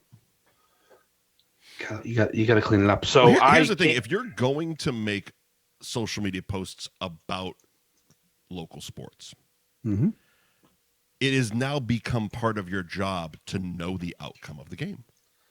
I think that's pretty simple. I mean, Jesus Christ, like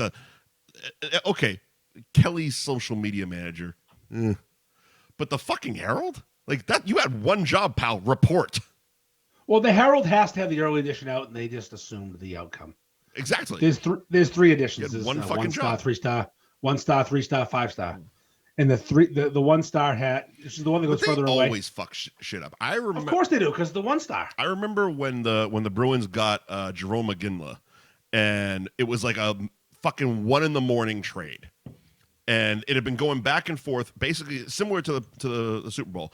Been going back and forth all fucking night, and around 11 o'clock, 12 o'clock, he wasn't coming to Boston, and that's the report that went on the page. But by 6 a.m., he was a Bruin. It's like, you had one fucking job, pal. Yeah, stay up a little bit. Also, it's a fucking midnight hockey trade.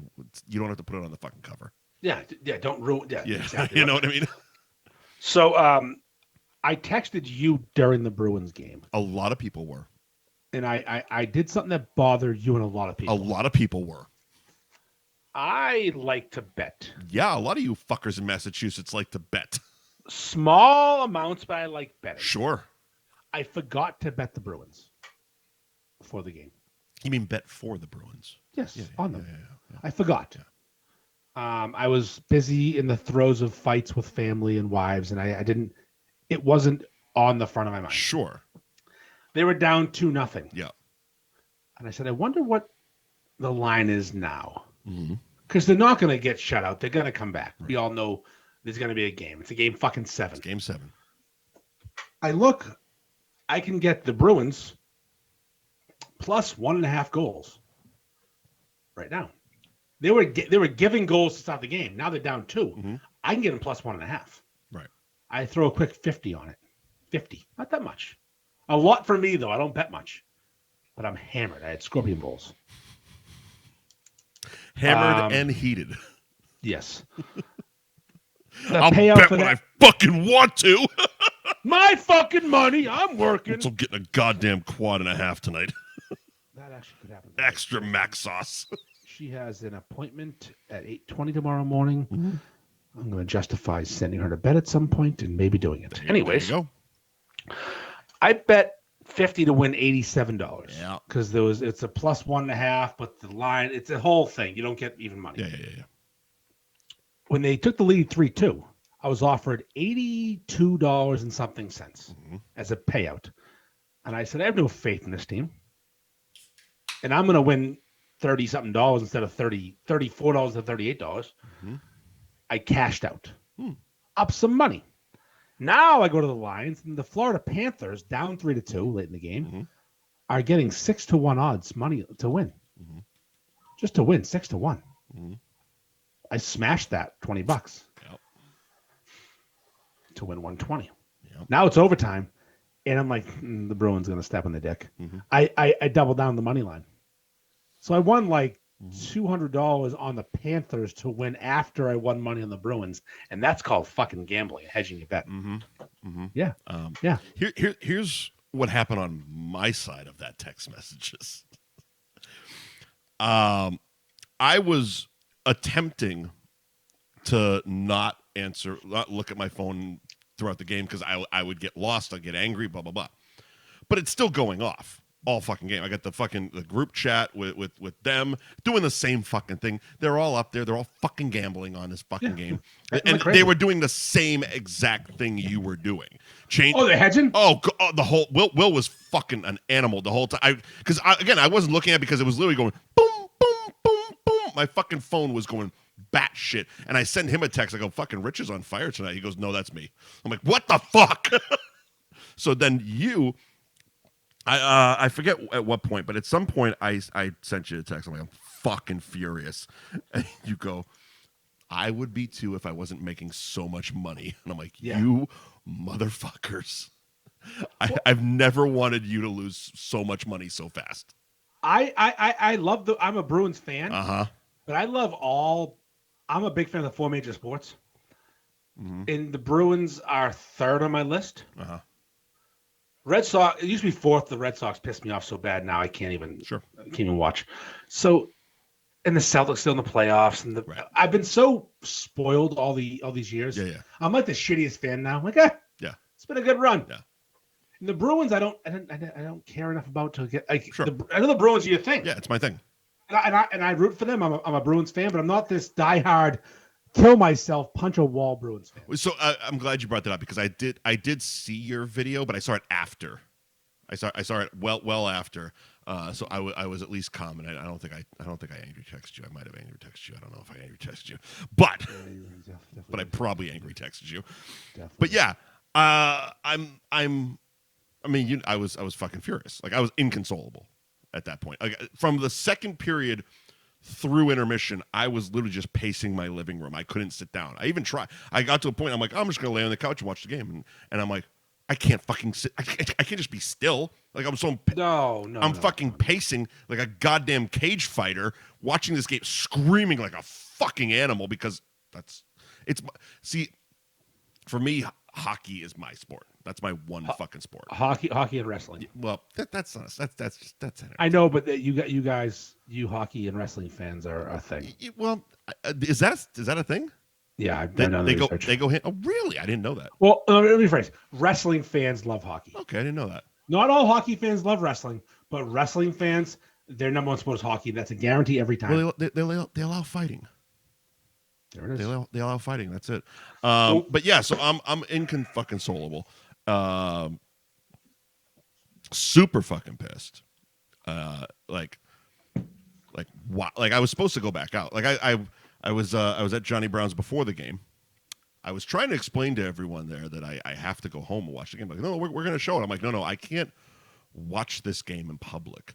So I ran over to the pizza shop, took the pinky picture fucking thing, reviewed the bathroom real quick, as you do.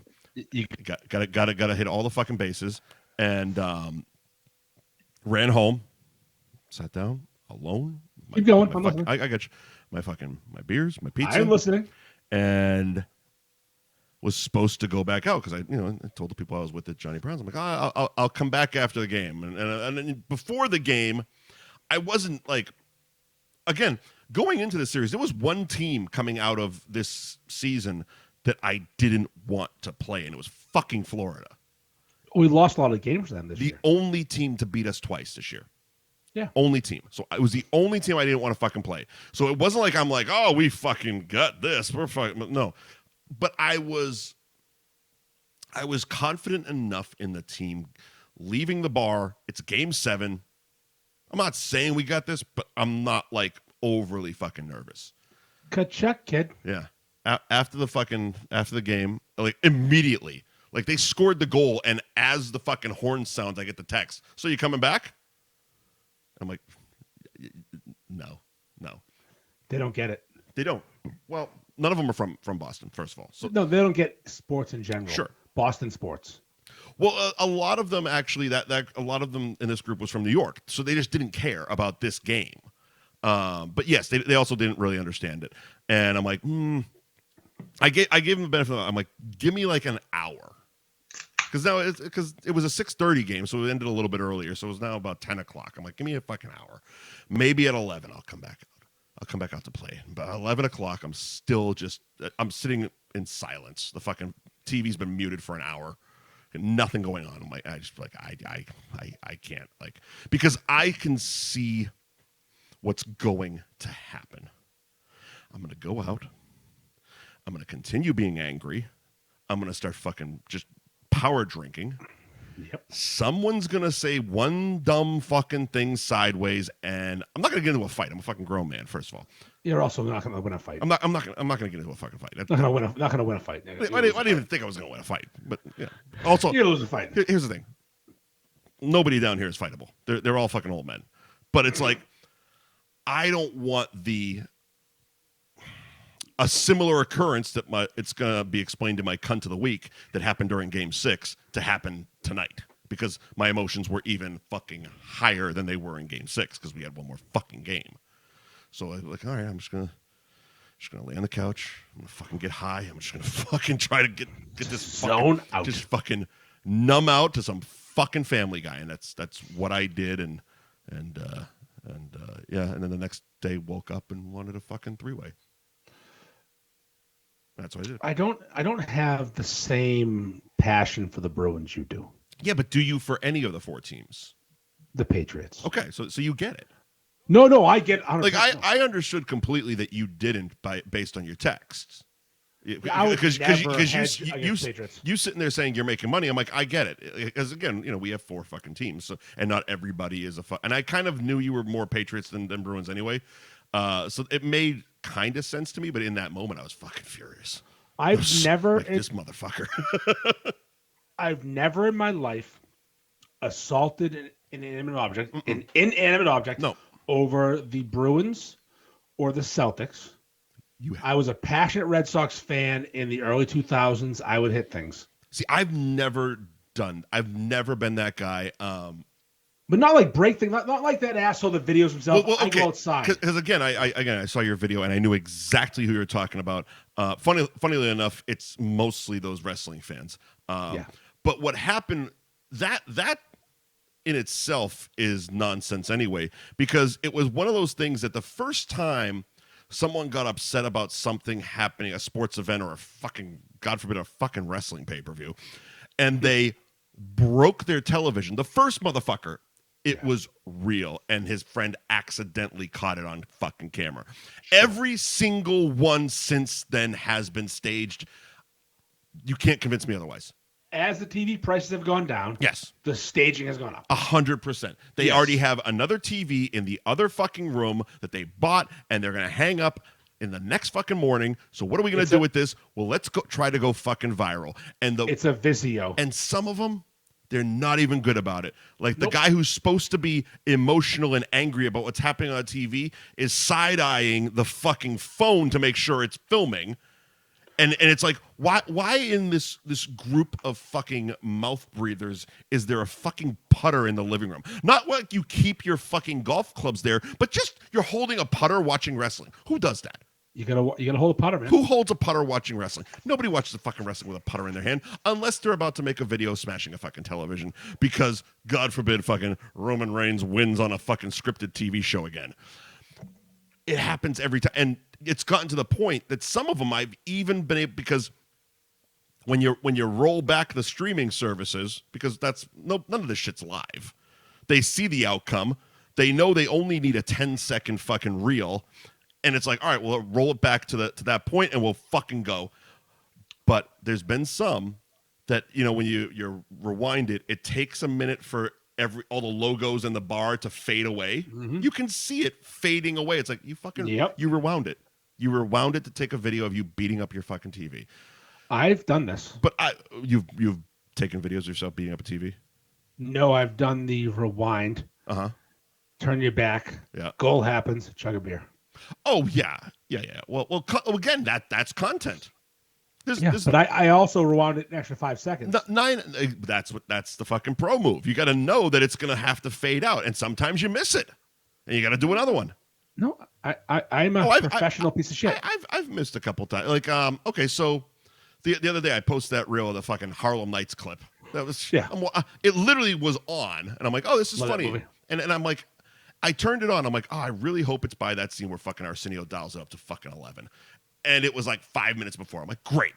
And I watched the scene, laughed my fucking balls. I'm like, well, I need a reel today. So, boop, boop, boop, boop, boop, boop, boop. And of course, the caption is, coincidentally, I just turned on TV and it was this fucking scene. It took 3 tries because of the fade out thing. The fade out kept fucking going as I'm trying to film. I'm like, fuck, missed it. When you were saying about pacing, about the Bruins. Yeah. That the only sport I pace about are the Patriots. Okay. And I pace hard. Yeah. I don't sit down during real games. I didn't, at least. Yeah. Well, I mean, I explained off air that it's like the 2011 the Cup run, that like the important games, like I couldn't that's where I really learned I couldn't watch them in public. Because the second round, I believe we swept the Penguins that year. Sure. And I was at a B&B in Nantucket, and my ex was DJing a wedding in Nantucket. And what's his name? We got there. We got there the night before, and I scoped out. I'm like, all right, this is the bar I'm going to watch the game at tomorrow. Fantastic. The next night is the game. I go to set up her shit at the wedding. Go to the bar. As the national anthem is starting, DirecTV logo screensaver. It's torrential raining on Nantucket. Not cool. I look at the bartender. I go, "We're gonna fix that? Like we're gonna fix that right now?" He goes, "Oh, happens every time it rains." I go, "Give me my check right now. Give me my fucking check." I'm leaving. And I walked in torrential rain. Like, remember in High Fidelity when he's fucking sitting out in the rain outside of Charlie's, Are you asking a high fidelity question right now? Catherine Zeta-Jones, he's just drenched, fucking drenched. And I'm walking and I'm looking in bar windows, and every one of them has the fucking DirecTV logo bouncing around. You just asked a high fidelity question, like I fucking have a clue. You've seen high fidelity. Don't act like you don't watch movies. I've seen it. And so I'm angry at this point, and I know I got a bottle of fucking Jameson back at the fucking B&B. I'm gonna go back, and much like you, I'm gonna go and watch it on my fucking phone. That's where my head was at. I'm like, at worst case scenario, I got the Xfinity app. I'm gonna fucking watch it on my phone. I'm gonna watch it on a fucking 6-inch screen to watch the Bruins sweep the fucking second round. I just did that 2 days ago. And I'm gonna fucking pound that bottle of Jameson. I got back at the fucking room, and I was oddly on a Jameson kick at the time. And I got back, and I'm walking. I'm angry. I'm so fucking angry. And I walk past, and in this little, common area living room of the B&B, there's like a little, probably 24, 26-inch tube TV, and on top of it is a little black box. And I knew that black box. That's a fucking Comcast box. They have cable, not satellites. Yeah. They got fucking wires going into this bitch. Fucking cable, baby. So Woo. I fucking grab the remote and turn it on. Nobody else is there at the moment. And the fucking game's on. I go, great. Go upstairs, grab my fucking bottle. Come back down. And I'm just sitting there still fucking angry. Even winning. We fucking destroyed them. But even winning, I'm just anger drinking. This couple comes back. And they walk in, probably in a similar situation, just not as fucking aggressively angry. And the guy walks by, he goes, "You got the Bruins game?" I go, "Yeah!" And he goes, oh, cool. Go upstairs. They come back with a fucking 30 rack of fucking Miller Lite or some shit. And I'm like... Not Bud Light, because they're not homos. No, exactly. And I'm still just belting the fucking Jameson. And eventually that bottle's gone. And I just start digging into his beers and aggressively hitting on his wife until they just left their beers and went to bed.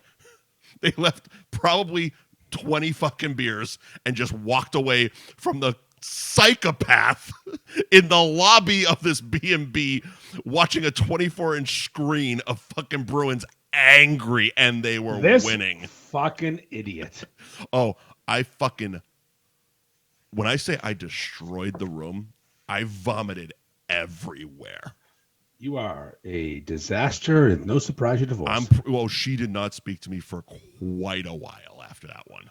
It was a bad trip home. I was not a good person that weekend. Not a good fucking person. But anyway, that's kind of a glimpse into that. So we're gonna skip school lunches. Oh, you know what? I had something for it. We're gonna push it. Yeah, all right, we'll push it. School lunches. We're gonna push Cocaine Bear. We've never talked about Cocaine Bear. I find it hilarious. We're gonna push Super Beef Movie. You got dragged in the comments of your review. Super Beef Movie. Oh, I did get dragged. I did. Yeah, we're gonna squash that. It's getting late. We're gonna skip that one too. We gotta skip them all. We've done too long. It's almost 2 hours. 1:43. Yeah, we have Count of the Week, Word of the Week. Oh, okay. I forgot we had Word of the Week. I have a Word of the Week. What's the Word of the Week? I was watching Titty Sprinkles. Yes, Titty Sprinkles. I was watching a show called F is for Family today. Fantastic show. Yes, Bill Burr, cartoon, Netflix. Yep, fantastic. And Big Bill. The caption just said Titty Sprinkles. Oh, sorry. Frank Murphy is working at the airport. Yes, he is. And he says the word marshmallow sandwich. And one of the disaster baggage handlers, those scumbags, says, "Don't look that up." And he actually brought up a porn site. Yep. It's 1974, so that didn't exist. But he said, "Don't go to the porn site and do a marshmallow sandwich." I'm like, now I'm going to. Now you're going to do that. And I looked it up. A marshmallow sandwich, Mike. Yes. Oh, fucking douchebag. Fucking city. Oh, we good. What happened? What happened? A marshmallow sandwich in the Urban Dictionary world. Yes. Is when you have sex with a woman with a healthy fat bush. A big old bush. And you are to ejaculate into that bush.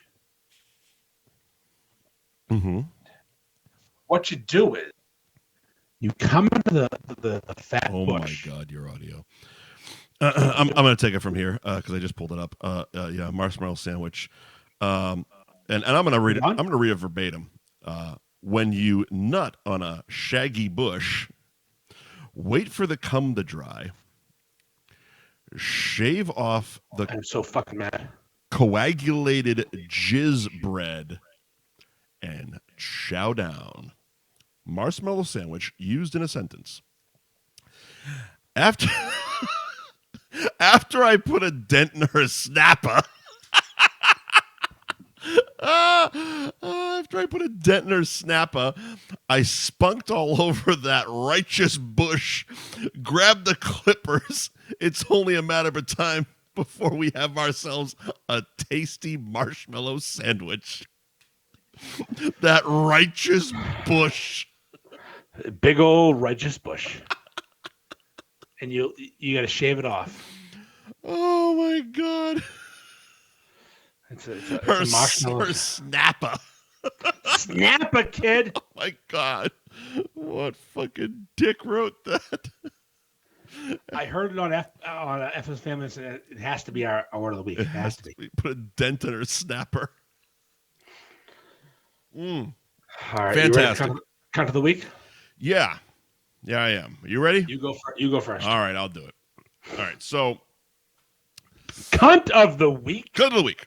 Brought to you by Ruse Family Moving. It's Venmo. Oh, Billy, it's a vaginal Rice Krispie treat. That's a good one too. Danny Snyder. Yeah. Exact same comment. Wow. Danny and Billy. Look at you. Eversmo brothers. Fucking legends. All right, cut of the week. I try to live my life every day. Keep out of strife. Come what may, I try to do unto others as I'd have them do to me. But it can't be done for everyone, and now it's plain to see. You are a cunt, cunt, cunt, cunt. A big fat stinking cunt. Say it ain't true, but he'll tell you you're motherfucking cunt. You are a cunt, cunt, cunt, cunt. Motherfucking cunt. Everybody knows from your head to your toes you're a big fat stinking cunt. So mine. Game 6. I go to this Mexican bar restaurant down the street called Hacienda. Because I heard, full of Mexicans. I had heard they were the staff was, but I had heard massive TVs. Great. I got fucking tomorrow off. I'm ready to go. Get there. They do have massive TVs. All right. There's a seat at the bar. Great. Ooh. Great. Let's do this. Have the guy. It should have been the first indication that I had to ask him to put the game on. Yeah. Like, okay. All right. But, fine. So they put the game on. I was not the only one there watching it. I was the only Boston person watching it, but I wasn't the only one interested in this Game 6 playoff game. Indication number 2 that this was going to go sideways. In the intermissions. So, mind you, the whole fucking time, there's some guy trying valiantly to get people to do karaoke. They got a stage. He's got his setup. He's fucking singing his ass off the whole fucking time to an empty room and then a bar of assholes that are glaring at him because we can't get the fucking game's audio. Intermissions come. The intermissions come and they flip to his fucking kaleidoscope YouTube karaoke screens. No. And the game starts back up. The only way I could keep track, I'm on the NHL app watching the fucking intermission counter go down. Game's back on. I tell the bartender, game's back on. You want to flip that back? 2 more people had to ask him to fucking turn the game back on. This happened in both intermissions. Nope, not okay. Game goes the way the game goes. Didn't go well for us. Negative. And now I'm angry. Not as angry as I was Game 7, but I'm angry. Of course. Grab the check. I'm going to go home and fucking beat my dick like it owes me money.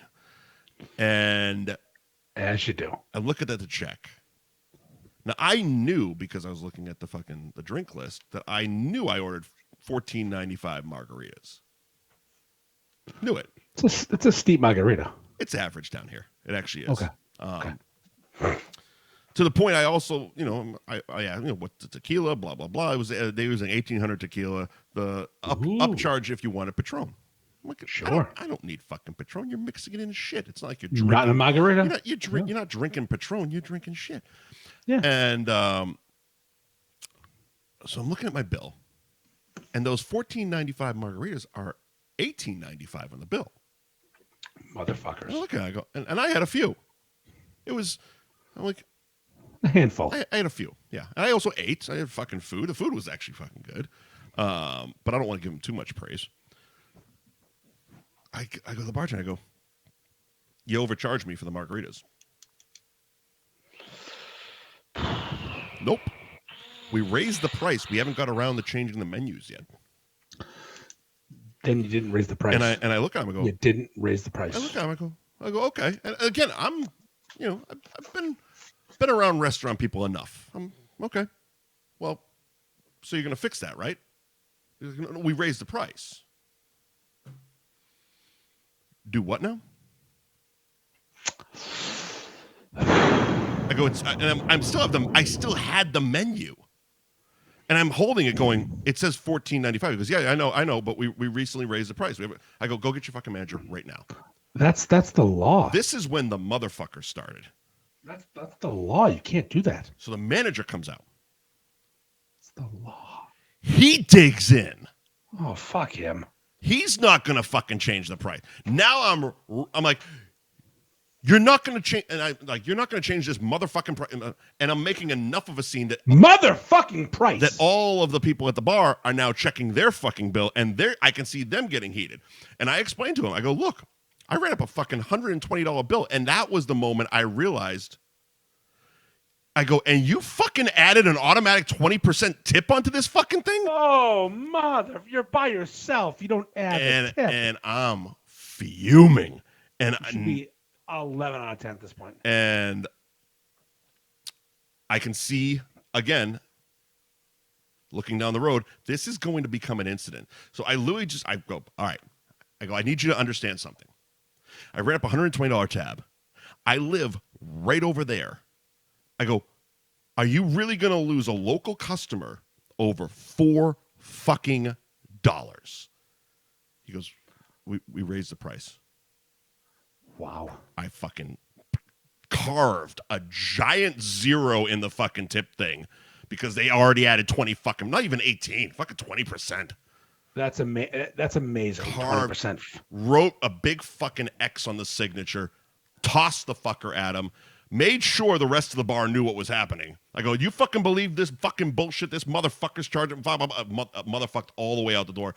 Motherfuck hard. As the rest of them are starting to get up with their same complaints because the whole it's a Mexican restaurant. The whole fucking bar is drinking margaritas. Yeah, they are. So now basically started a minor riot and left. That's okay. Hacienda. Truth. Cunt of the week. In truth. In menus. Mm-hmm. Similar story, quick one. I was at a restaurant in Salem called Ginger, Salem, Mass. Yep. Friday night, I think Friday, sure. And the guy to my left was a little drunk. It was dollar wing night. They do dollar wings at Ginger, and he got his bill after shaking hands with the bartender. Mm-hmm. They had a moment. They became friends. Like, oh, my name's this. The bartender was a douchebag. Fucking drama geek weirdo. Okay. Overhearing conversations. Had a ponytail. Younger than. Ponytails, Mike. Jen is in the comments going, let's burn Florida down. Easy. I got a fucking 30-year mortgage. Let's not do that. Okay. Let's pump those fucking brakes. Also, I don't want to go back to gray skies. I like the blue ones. Yeah, no. So this cunt, they charged this guy $16 for 6 wings on dollar wing night. He was right. Say that again? They charged him $16 for 6 wings on dollar wing night. Why? because he didn't specify he wanted the dollar wings. What? He ordered wings. He ordered the wing appetizer on the menu, which was $16, but it's dollar wing nights. You get those first. Was there fries with it? Was there anything but chicken wings in his basket? Just chicken wings. Yeah, that's fucked up. So he was right. So what you're saying is basically they're expecting people to know some fucking secret lingo. I mean, I have to ask for this a certain way. It's like if I see on social media you're doing dollar wing night and I go into your fucking bar and order 10 chicken wings, I'm not expecting to have to know some fucking code to get the dollar wings. Just charge me a fucking $1 for them. Well, Danny Gillis in the comments made a good point that probably those shitty wing things that sub shops sell. Probably. But listen, you ordered wings. It's dollar wing night. You get dollar fucking wings. Right. I shouldn't specify. Right. So he went shit flip script over craziness, and they didn't honor it, and they threw him out of the bar. What the fuck is happening to these places? And I sat there and listened because I'm like, I love this shit. Oh, of course you did. It's a floor show. But what the fuck is happening to these places? Like, I've never been a big proponent of the customer's always right, but motherfucker, you guys were way wrong in both instances. Yep. Way wrong. Now, I wouldn't name this place's cunt of the week. No. Well, because it didn't happen to you. It didn't happen to me, but also... It's cunty, but it didn't happen to you. I had issues. Lots of issues. The bartender was a lot. Okay. In a bad way. Uh-huh. But my wife has rheumatoid arthritis and needed an ice pack because her knuckle was all swollen. And this bartender, Johnny the Spot, didn't need to be asked because he listens. Just gave her one. Like, all right, fine. All right, there you go. You were lined up, pal. You were getting cunt of the week. Now you just honorable mention cunt of the week. Because the real cunt of the week this week are people who signed up for the blue check mark. And now it's a month later. Yep. And they don't have it anymore. Nope. I don't know what's worse, having it and losing it or keeping it. Either way, you suck. But to the amount of people that were on my feed with a blue check mark. Everybody. So many verified accounts for the past month. And now they don't have it anymore. Hilarious. And it makes me so happy because they were fake verified. Yep. They denied it. And now we all see the fucking truth. You're a fucking fake douchebag, not an influencer. You're a cunt. You're a fucking cunt. You paid or got a free trial. Either way, you're a cunt. For a fucking blue check mark next to your name, locate a bridge. Try to fly because you are a fucking loser if you fucking signed up for that and then 1 month later decided I'm all set. You know what would be funny? What's that? All the blue check mark accounts that no longer have blue check marks, if they start getting reported as fake accounts, they should get like red check marks. What? A red check mark, like a blood check, like a blood drop. Yeah, here you go, vagina. They still verified themselves, but they're not paying for us anymore. No. Can you imagine the whole? You and I would love to get legit check marks. I have one, and I'm kind of, and we talked about it last month. Yeah. I'm kind of upset about it. Yeah, you have one. Because now I look like a prick. It's like, no, I got it when my old podcast was working with WWE. It's like that's why I got it. Like it is embarrassing. Yeah. To be that kind of influencer. Yeah. Influencer. Professional food reviewer, fucking just jump off a fucking bridge, dude. Seriously, it's so. I hate it. I just can't stand. And then these people, such a mental illness. It's not even funny. These people, they get $10 from a restaurant, and they're like, "This is going to be my big break," and they post 700 times from that restaurant, and they just stroke the cock of also non-influencers. People with too much gold in their hands or stupid fucking vowel names, and just keep on fucking just jerking people off like this. Yeah, Jenna's got it. Cross country fucking skiing. It's just just sucking every dick with your fucking fake check mark. And what? Then what? What's gonna happen? You're gonna be the same sad fucking douchebag tomorrow when your check mark goes away, and no one cares because you don't have integrity. You don't even tell us the truth. Integrity. Imagine like, oh, this place, if you're bored, come on down to my sister's kitchen. Every fucking day. Pick a different restaurant once in a while. Yeah. Mike, I'm not afraid to take money. No. We do that. And I don't get, I met with Singh not Jimbo, but Singh from Jimbo. Sure. Yesterday, and Singh wants to be part of the world, and I told him point blank, I do not do paid reviews. Mm-hmm. You gave me a sandwich; it was free. I didn't pay for Sure. it. I will review it properly. Mm-hmm. It wasn't perfect. It wasn't a 10 out of 10. Give it 10. No, it was fucking okay. It was good. It was good. Now I know they worked hard, and I got a sandwich other folks don't. I actually saw them looking at it by the slicer, like really eyeing it up, like, fine. I ate it and reviewed it. Yep. And it wasn't a paid review. It was a paid sponsors for this podcast. Yeah. If they gave me shit, I would tell you gave me shit because I'm not looking for $10 for a fucking sponsored review, and I tell you if it's sponsored. Right. There's one beef shop reaching out to me right now that wants me to do sponsored Instagram reviews. Not reviews, but posts. Content, yeah. Yes. Yeah, sure.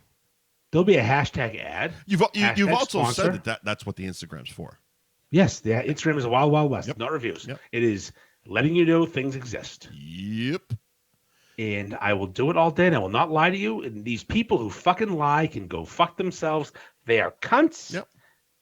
Cunt of the week, those people. It's funny because it was brought up, and I know that it was Dan Bob that said it, but I know he was fucking with me. But he was the one that brought up on my review that it was probably a paid thing. It's like, yeah, I saw that. Yeah, it's like, no, it wasn't. Like I paid for it. The funny part was, and I sent you this text after I sent you the picture of the fucking sandwich. I'm like, I didn't even see Francesca until after I ate the sandwich. One of the boys working there fucking made it. You got a good one. I walked in like any other fucking person, wasn't wearing any beef fucking memorabilia, didn't have anything Boston on. Walked up to the fucking guy. I'm like, super three-way. He had to ask me twice because I think he's probably new. But I go, super three-way, and I'll take a Blue Moon because fucking you buy a sandwich, dollar drafts. That's how it works there. Wow. $16.10 out of my pocket. Went outside. Good deal for a beer and a beef. Went outside, took a couple pictures, ate the fuck out of that beef. It was goddamn delicious. Posted my review. Then went back in and saw her. And then you posted the beef page, and then you got made fun of a lot. A little bit. Yeah. A little bit. Yeah. You took a hard L. You learned. Well, hold on. Yeah. The smugness of your you posted a review, and it was a quality review. Yeah. You didn't do everything perfect. Yeah. And then you felt the need to be in the comments. Well, it's been annoying me. And be a smug asshole saying, I don't post that often, but even I know one picture and use acronyms. And you fucked up a couple acronyms. I fucked up one. Fine. I fucked up one. The smugness of your comment was why you got that heat. You were so smug. 100%. But I know the one picture thing has been bothering me, as you know, for fucking. Yeah. It's not hard. It's not, and for fucking weeks, almost every goddamn post is multiple fucking pictures. And the reason isn't, I don't pick stitch it if you want two pictures. Yeah. It's one picture because it'll become its own fucking post. I took a bunch of fucking pictures, but clearly posted them on the other posted on my page. Sure, all day. Because they were unimportant. They were unimportant to their fucking review. The way it works is if you post more than one picture, your words become one post, your pictures become another. Yeah. What was the one I fucked up? The one fucking acronym that it was NGB. NGB. Yeah, I thought it meant. You said not great beef. That's what I thought it meant. Which fucking checks out. I mean, come on. I post once a year. You weren't that wrong. You were just a little wrong. I was exactly wrong. But as soon as called out, fucking owned that shit. Mm-hmm. I was like, yeah, okay, that makes fucking sense. And I also got owned too because I didn't realize that the person that corrected you was wrong too. What was it? He's like, it's like nicely grilled bun, idiot. I'm like, yeah, he's right. And someone goes, no, he's not. I'm like, oh, it's nicely griddled bun. Griddled. Oh, I misread. It's fine. All right. I mean, that's an easy fucking slip. I'm pretty sure I missed that too, but I didn't also give a fuck at that point. At that point, I was well drunk and getting very aggressive with people. Fuck, we're over 2 hours, aren't we? Just over. But by the time we trim the ends, it will be fine. But that'll do it. I mean, quick shout out to AIDS jokes. Fucking AIDS jokes are making a comeback in the Ferg texts. I watch a lot of reality TV, and they have this medicine called Descovy for PrEP. Yeah, and it makes you undetectable, like you don't have AIDS anymore. So basically, you have AIDS, you just don't tell people about it. I guess I don't know, but I tell you what, I saw that. I said, you know what, AIDS jokes are back. So recently, someone ordered a shirt for me, and I sent a medium instead of a double X. Right. He's like, yo, you sent me the wrong shirt. I said, okay, I'll send the right one. Gotcha. And he goes, do you want the medium back? I said, no, in case you catch AIDS, keep that. Yeah. And I said to myself, I said a bad joke, but not anymore. No. This isn't Forrest Gump's girlfriend. It's new AIDS. New AIDS. We're curable. It's undetectable AIDS. The best kind of AIDS. Undetectable. Discovy for prep. We're doing AIDS jokes again. Discovy for prep. We're saving you an awkward conversation. Fuck you, Perro from Real World 2. Fuck Forrest Gump's girlfriend. Fuck Magic Johnson. AIDS jokes are back. How did I get AIDS? I don't know. I haven't got shit. I am undetectable. Undetectable. I don't have AIDS. And we're washing a dog together in this commercial for some reason. It's so weird. I want to get Discovery to sponsor us. Oh, that'd be wonderful. AIDS jokes are back. Book it. F Buddies, sponsored by AIDS. We've lost a lot of words, but AIDS are back. AIDS Don't forget back, that. motherfuckers. Imagine like we have AIDS back. It's been 30 fucking years. Yeah. AIDS jokes. Yeah. Next is Ethiopian jokes. We're in business. Oh, we're see, it's gonna come full circle. All this shit that everyone got canceled for is gonna come back around. Yeah. Pretty soon, I won't have to fucking drop the mic when I say words. Just edit. You haven't had a bad word in a couple weeks. No. Well, it was just that one. And I'm way drunker than you this week. Here's the thing. It was just that one, and I think that's pretty fucking good for over 2 years of this fucking shit. It's solid. Yeah. Yeah. That's. And speaking of age, you said a bad word. Did I? Just kidding. Oh, okay. 2 weeks ago. You Oh, get it. I got you. Speaking of AIDS, yes. Hey, get AIDS. They get AIDS. Oh. We good? See, the thing is, though. Oh, okay. They there's these blood vessels in the anus that burst during anal sex, which is why it's more common to get AIDS that way than vaginal sex, because that is meant to receive cock. Remember the fucking the water park episode of Sunny where fucking Danny DeVito's running around telling people I got AIDS, and he's walking through the line trying to fucking clarify. He's like, I got AIDS. It's not the gay AIDS, it's the needle AIDS. There's two kinds of AIDS. I had sex with a woman, but she shot me with a needle, and I got AIDS. That's how I got AIDS, not the gay AIDS. And Charlie's like, I'm his doctor. It might be either one. That's the best Sunny episode ever. It's so good. That's the best one. You cannot change my mind. The Boggs episode is my favorite. When they go down the dry slide, there's blood everywhere. After everyone knows it's AIDS. fantastic. That moment is the funniest moment in Sunny history. Make AIDS great again. Thank you, Jenna. Thank you, Jenna. Make the hat. There you go. That's fucking awesome. All right. Go fuck yourself. We're out of here. All right. Thank you to our sponsors, Gary Drolmo Group of Cross Country Mortgage at Buy and Refi on Instagram. Ben Franklin Print Company in Middleton at Ben Franklin _Print Co on Instagram. Jimbo's famous roast beef seafood and pizza. You can order online at jimbosroastbeef.com. Twisted Fate Brewing. They are out of Danvers, if I'm not mistaken. Danvers. Out of Danvers. And you can find them online at their website, twistedfatebrewing.com, at Twisted Fate Brewing on Instagram. And, of course, Rue Family Moving, covering Massachusetts, Maine, Vermont, and New Hampshire. Venmo. Head to their website, ruefamilymoving.net for a quote. Venmo.com. And we'll see you next Tuesday, cunts. Holy shit.